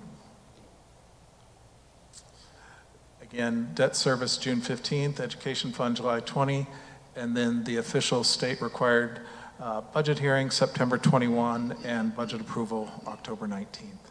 And be happy to answer any questions you may have, and with help from Dr. Bozeman and Dr. Phillips. Thank you to the team for all the work that's gone into this. We appreciate the work of the cabinet and your support system. Board members, what questions, comments do we have?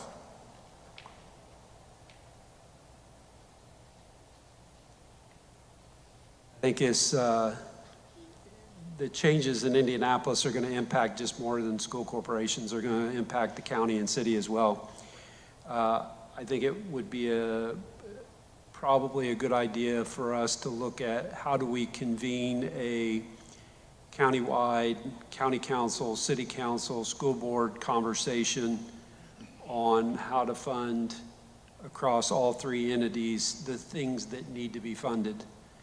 Because here you presented a couple $1 million worth of reductions from a staff perspective.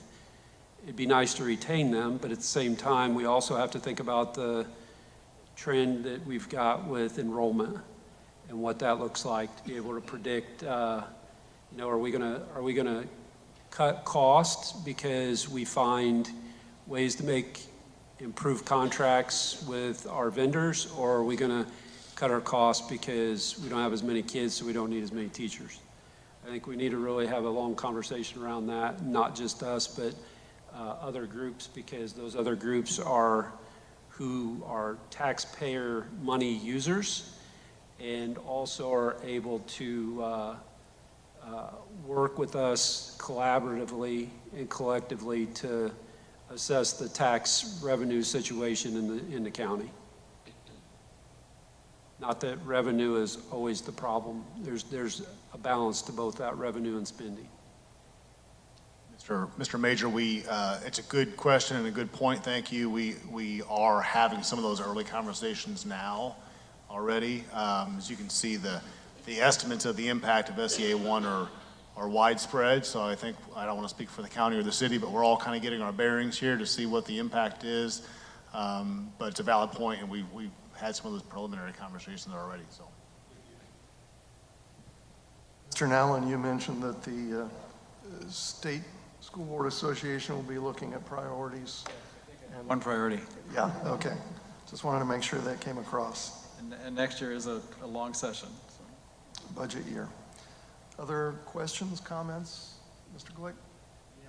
As we look forward, as we're going to look at voting tonight about whether to put the referendum on the ballot or not, hypothetically, say it passes the board, and then hypothetically in November, it fails.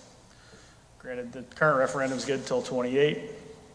Have we started to forecast what that might look like that the county does not pass a referendum? Have we done any sort of forecast of what the budget is? We have the analytics from policy analytics of what SEA 1 looks like, but that's something that I think we need to be looking at as a possibility.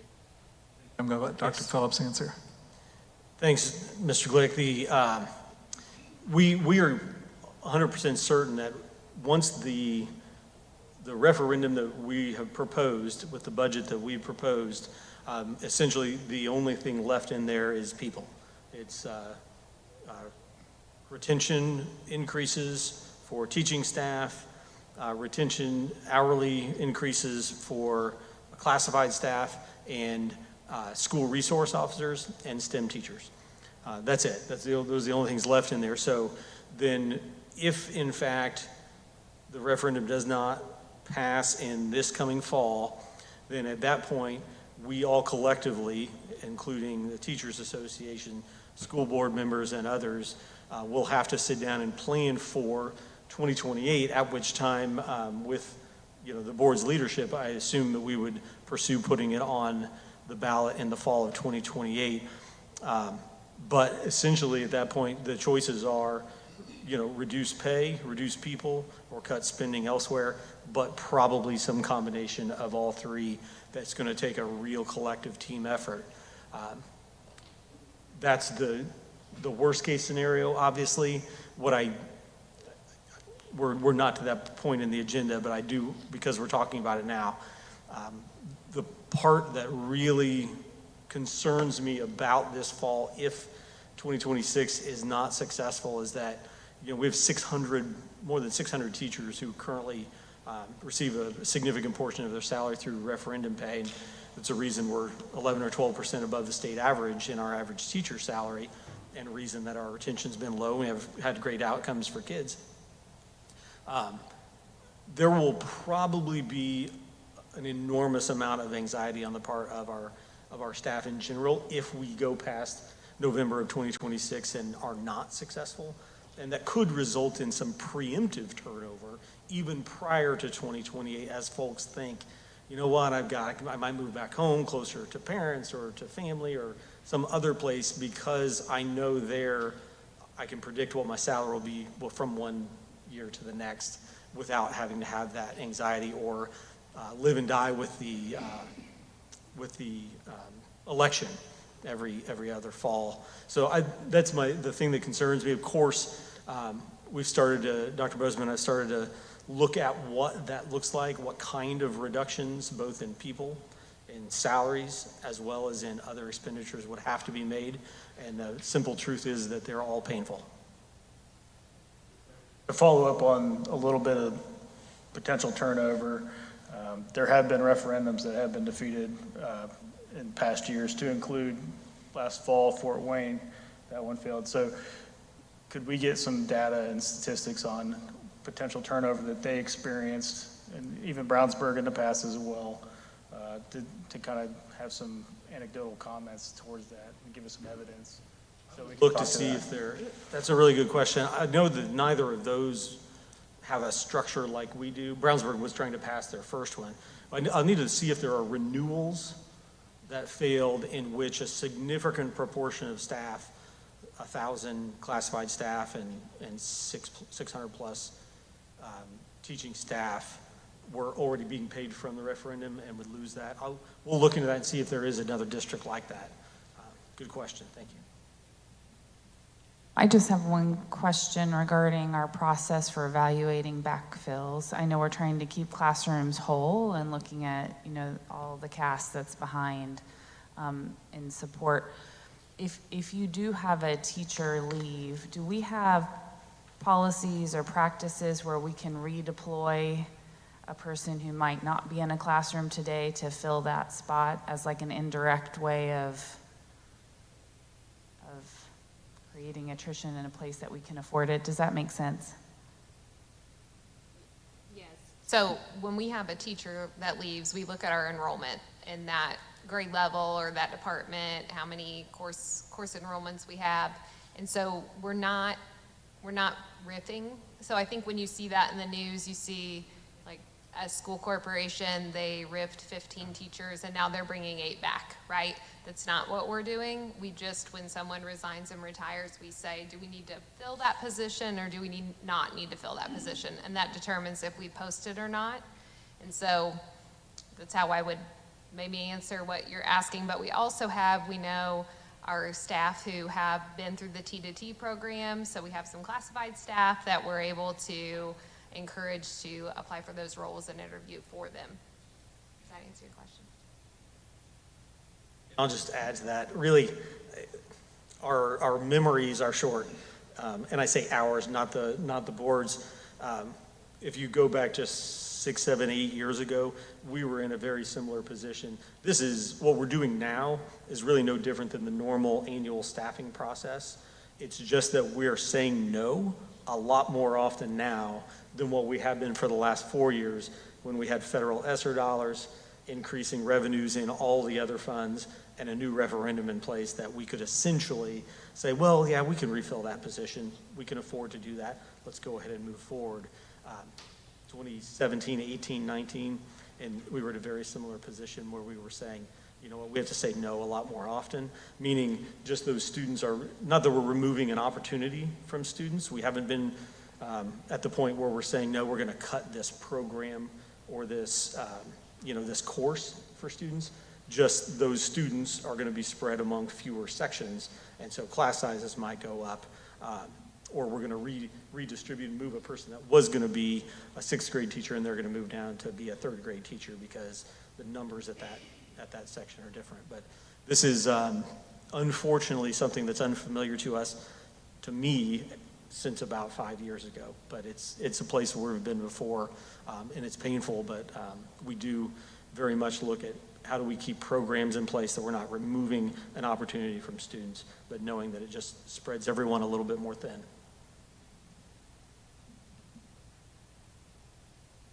Thank you, Mr. Brenniger. Thank you, Dr. Bozeman, Dr. Phillips. The last cabinet policy, Mr. Edwards is out of town and could not be here today, but the board is required by the July 1st to adopt a policy, a wireless device policy that does one of two things. Either bans wireless devices from schools completely, or a policy that says the devices must be stored away, powered off, and inaccessible. We have had for the better part of 2 years, maybe even longer than that, a committee that started when the legislators passed a bill first banning cell phone use in our schools. And I see 2 members of the committee, Dr. Parsons in the back there, and Meg Hearn over here from Columbus North. And if there are anyone else, please forgive me, but they've worked very, very hard on making a recommendation to the board that they have worked through all of the details and kind of projected how things are going to be from an implementation standpoint. And so for a first reading tonight, they would recommend, and I endorse their recommendation of A301 wireless communication device policy that reads that the devices must be stored away, powered off, and inaccessible. Luckily for us, the definition of the school day that Church, Churchill, and Antrim has in their version of A301 for us defines the policy, or the school day, as the entirety of the time a student is present on school property for a student instructional day, which allows for us, with a number of high school students we have who travel between buildings all day, every day, as well as during lunch, that this allows them to have access to their phones when they're traveling for a safety perspective, and if they were to be in an accident or something, that they would have access to the cell phones. But the policy that has been posted on the website, I apologize that it has not been posted for the full 2 weeks prior to tonight's first reading, but the reason is because the committee made a recommendation and the Corporation Continuous Improvement Council just met last Wednesday and got that recommendation from them, had a discussion, and decided to move forward with the first reading this evening, and then a recommendation to adopt in June. Requirements set by the state legislature. So I did have a question about the 2-week thing. So if it's, Mike, if it's not out there for 2 weeks and the public can't see it for 2 weeks, is it considered a first reading tonight?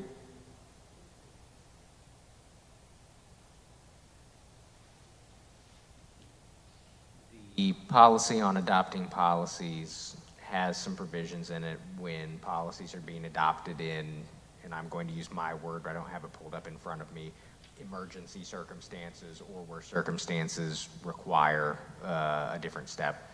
I believe it's in there even that you could adopt it without a second reading in some circumstances. So from that standpoint, given the mandate from the state and the timing from the state, I would say that the best effort has been made to comply with that that's possible. Check that for us and make sure that we're on the cool side. Other questions or comments about the? My only question is regarding the specific verbiage stored away, because we've had conversations of lock bags or lockers or something. Are we going to basically allow in their backpacks or in their vehicles as acceptability for that? The last, vehicles would certainly would be allowed under either one of those policies, but the other part of this legislation is that the Department of Education is required to publish guidance for schools, and that has not yet come out. So the committee has developed really strong guidelines, consequences, and recommendations, but we're going to wait until we see the guidance from the DOE before we know whether or not it's even, is a locker allowed, is a backpack allowed, or do you have to put it in a vehicle or in an inaccessible, bag that you've all seen and heard of. Forecast as to when the Department of Education might be forthcoming with those definitions for us? Just as accurately as I can tell you if it's done raining tonight or not. My forecast will be exactly that accurate. Thank you. Other questions? A question, not necessarily in policy per se, but since there's been a committee meeting regularly, can you say a little bit about the communication plan when this is adopted? I would venture to guess parents might have more of an issue with this policy than some students per se.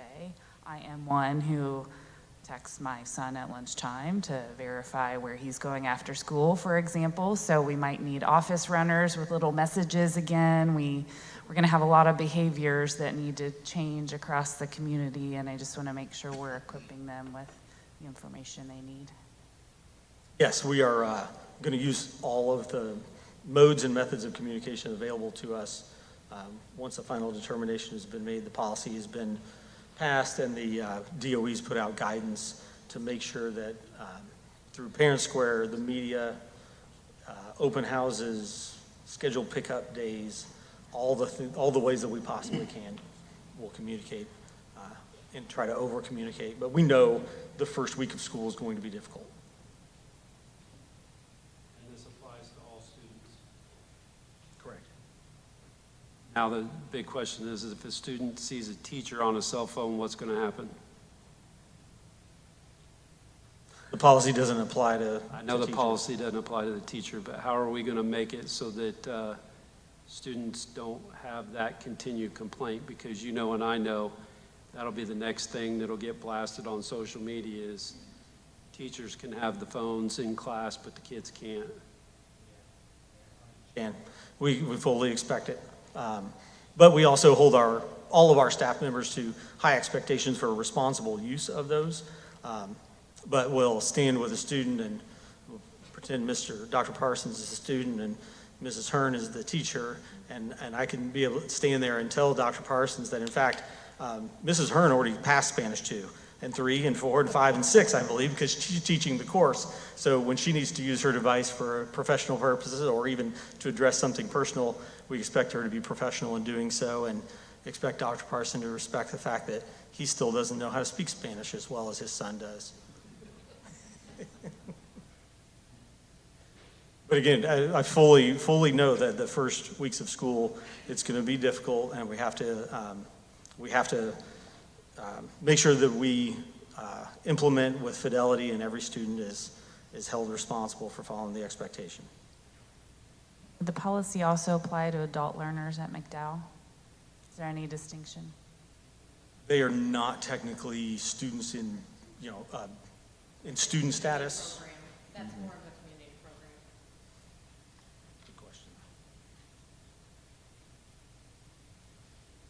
Questions? Thank you.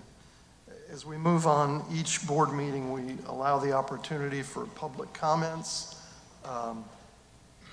We have 3 folks that have signed up to provide public comments this evening. You can come forward at this time. We've got the microphone and the lectern. Sandy Watts, Dave Watts, and Kate Hyatt are the names here. 3 speakers. Do you want 1 3-minute time limit or 3 3-minute time limits? It's cold in here, we're going to talk back. Okay. First of all, thank you for your time. Kate Hyatt came to me several months ago and asked if I would help her organize a free community concert. The goal of the concert was to lift up our community in song and poems and show the unity that our community has. We went straight to our minister at First United Methodist, Howard Bowles, and he said, yes, you can use that space. Jenny Heichelbeck was so kind and came up with the title of our concert, and it was Songs for Hope and Courage. We were fortunate enough to involve more than 7 different churches as performers. We had students from all over the community, thank you, that were the performers as well. The ages range from age 5 to 80 plus in ages. And I say 80 plus because we didn't want to put anybody on the spot and give their exact age, so approximately. We also had diversity. We had people singing in different languages. We had antique Chinese instruments, and we crossed several decades too of music. So it was really diverse. So that was the cause. And we have Kate here that's going to share the effect of what happened because of that night of music. So we're talking fast.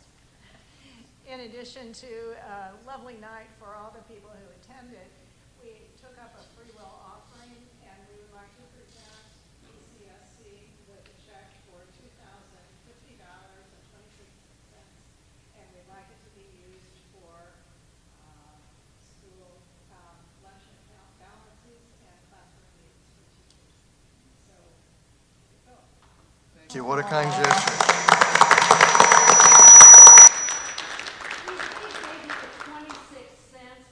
A young student that happened to have 26 cents in their pocket, and if a lot of people give a little, you have a big effect, and that child was showing that. We don't know that, but we're assuming that was a child. So thanks so much. Thank you.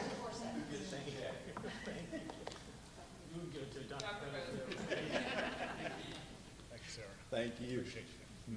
Thanks so much.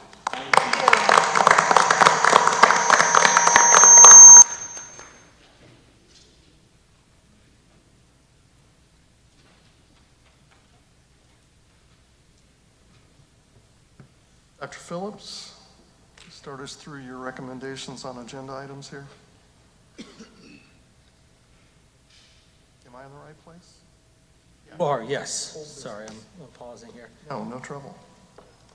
I request approval of item 9A, minutes of the regular school board meeting from April 27th, as well as the board work session and executive session held on May 11th, 2026.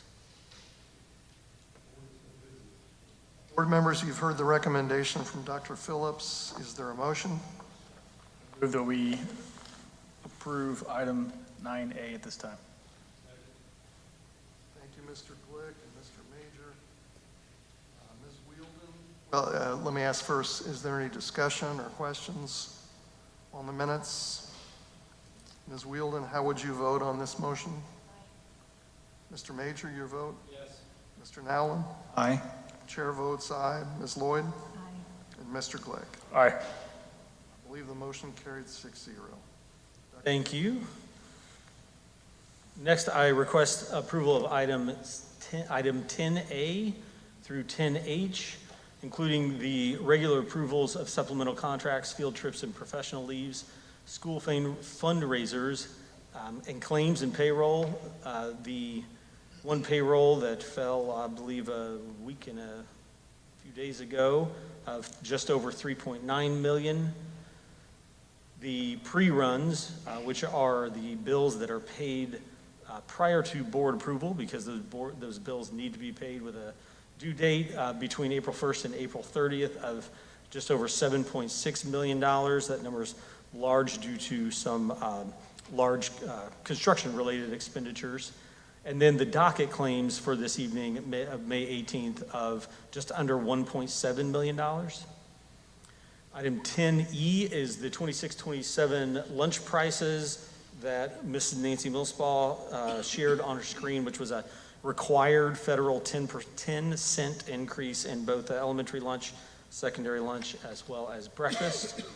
The guaranteed maximum price for the Taylorsville renovation that came in just under budget, thanks to a lot of engineering savings from Dr. Bozeman and his team, as well as the construction manager as contractor for both Richards and Southside Elementary. The recommendation there being for Maxwell to take both of those projects. We've had a great relationship with them, and the DNF committee unanimously, I believe, supported that recommendation.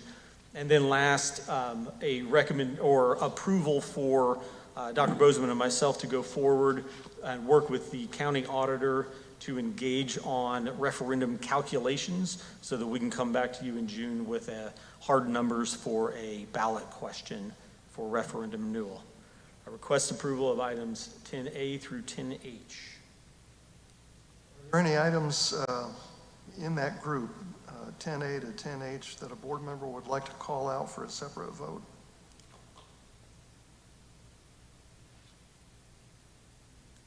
Is there a motion then? Move that we approve items 10A through 10H as presented tonight. Thank you, Ms. Wielden. Mr. Major? Questions, discussion about these items for approval? Hearing none, we can move on to the Only thing I think that would be nice would be to have, I know some of these are new, but to have the totals by school to see where we're at from a cost standpoint based on like what the budgeted number was and see where we would expect a school to have a little bit more work to do. Because I think you're getting to a point now where you've got some of the schools, Parkside's a great example, everything's pretty much been done, so you should see needed $0 moving forward, but it would be good to see those totals by school just to see where the work's at. Sure thing. Questions or discussion about these items? Mr. Glick, how would you vote on the motion to approve? Aye. Ms. Lloyd? Chair votes aye. Mr. Nowlin? Aye. Mr. Major? Yes. Ms. Wielden? It is unanimous. These items are approved by a vote of 6-0.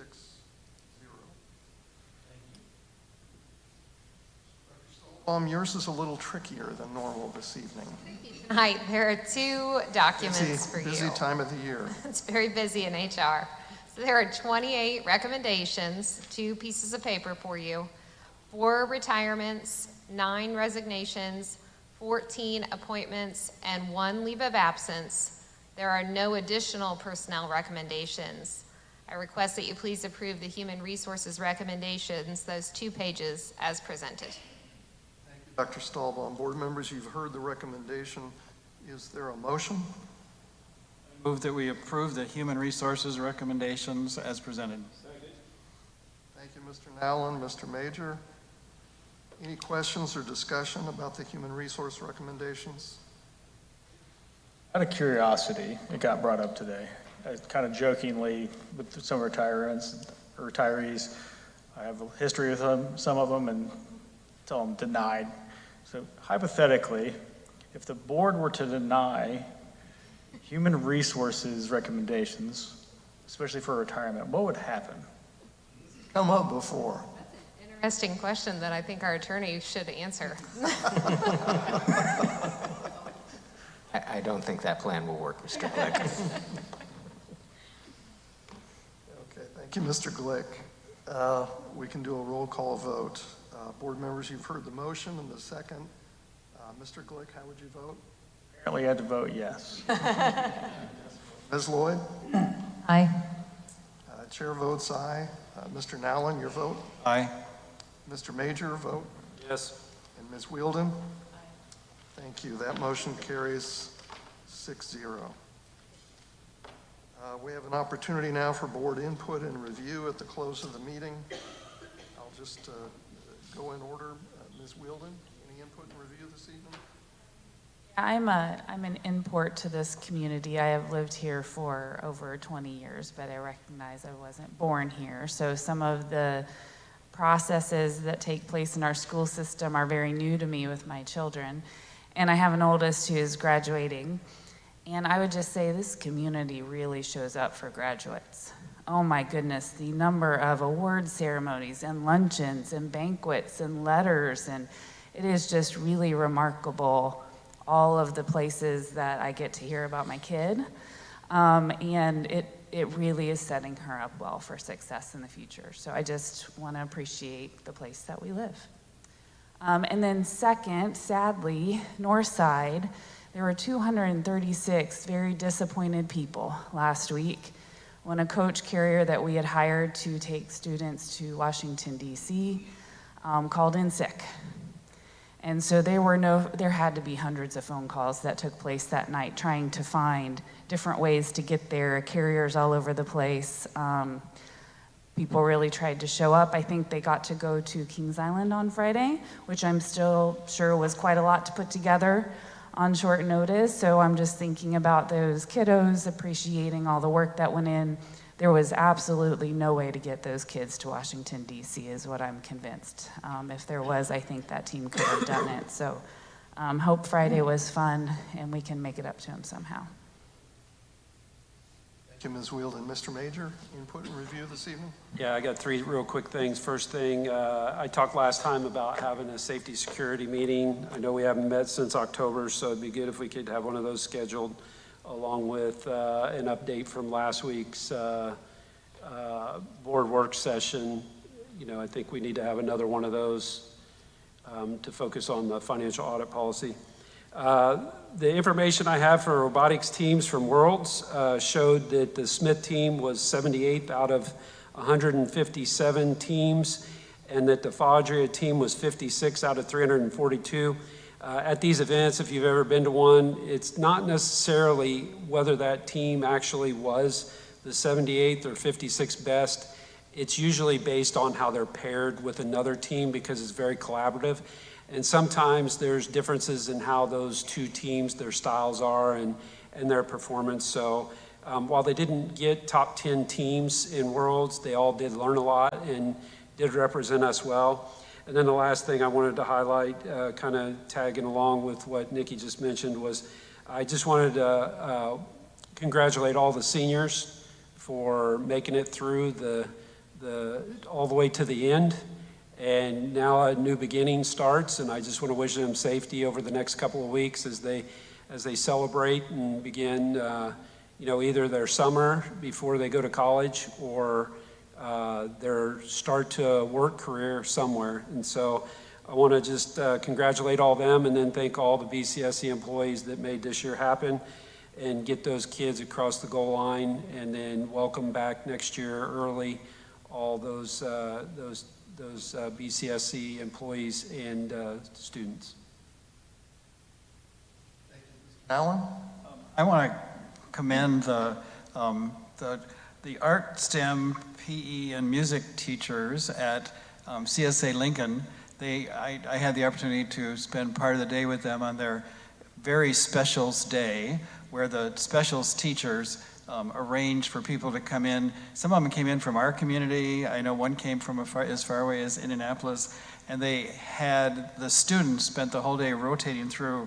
I can't even name the whole list, but they had fencing and jujitsu and line dance, and someone from Brown County State Park was there with some snakes, and they had a magic trick lesson and pottery, and I just saw a whole lot of very engaged students and teachers, so it was a great day. And the other thing, to go along with what's already been said, Wednesday, Friday, and Saturday this week, we have 4 graduations, and I want to congratulate all the students that are graduating and all the work from the staff and employees that went into getting those students to graduate. Alan. Ms. Lloyd? I wanted to congratulate Mrs. Bless at Schmidt Elementary on receiving the Bill and Sally Hanley Award this year. That award recognizes an outstanding elementary school teacher, and I thought it was wonderful that Mrs. Bless was recognized this year. Also wanted to congratulate our North Side and East students that we saw here tonight on their academic bowl championships. That was amazing. And congratulations to the retirees, including Mr. Newell, the only math teacher that ever made it click for me. So I appreciate him and so many others. Lloyd, Mr. Glick? This is actually one of the first times that a lot of the kudos made it to the very end. I'm actually impressed. And to Parrot, Ms. Lloyd, thank you, and good luck to all the retirees. Mr. Nally and I went to Clifty a few months ago, and Mrs. Uppins was not there. And it was very weird to me because she'd been there for nearly 30 years. And that's where I did my cadet teaching when I was in high school. And so I've known Mrs. Aplana for many years as well. And just to see many of the teachers that I've either had or known over the years has been pretty crazy and very surreal. So thank you again to them. And congratulations to the governor's work ethic certificates awardees. That's not an easy thing to achieve. And so to have that large number is pretty outstanding. And it was also really good to see Dominic Piper up here. That kid, I coached him 7th grade wrestling, never wrestled in his life, broke his collarbone the first week, and continued to stick it out. Even showed up to every practice, and that kind of tells you the type of heart and kid that he is. Thank you to Miss Hyatt and the Wattses for their donation. It's very generous of them. And then also, finally, good luck to all the athletic teams as the state tournament ramps up. Boys volleyball just ended last week with both East and North falling in sectionals. But baseball's coming up. I think golf is in like 3 weeks, so it's well after school. Baseball's in 3 weeks, softball, and track is, I believe, this week. So good luck to all those teams.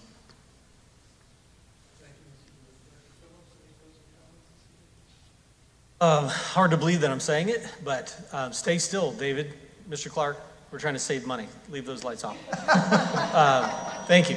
It's really hard to believe I'm saying it. This is the last week of school, and I said it on WCSI on the radio the other day. I just remind everyone in the public to remember that, you know, on Thursday, Friday, and every day thereafter, there will be hundreds of students and kids running around outside. Thank goodness, and they won't be inside on their devices because their parents will be able to track them and shut them down and tell them to go outside and play. But please just keep your eyes peeled. We've had 2 students back in April when the warm weather was warm. We had 2 students struck by cars crossing the street, and then of course, lost Miss Lyons in a drowning accident. So everyone in the community this summer, I want to come back in the fall and have all of our students, staff members, families come back safe and ready to go in the fall. So please keep your eyes peeled and celebrate those students out in the out of doors this summer, but keep your eye on them as well. Thank you. Thank you, Dr. Phillips. The next regular school board meeting is set for the evening of June 15th. That'll be a Monday. We'll be meeting at 6:30 p.m. back in the administration building. There is no further business to come before the board this evening, so I will declare the meeting adjourned. Before all the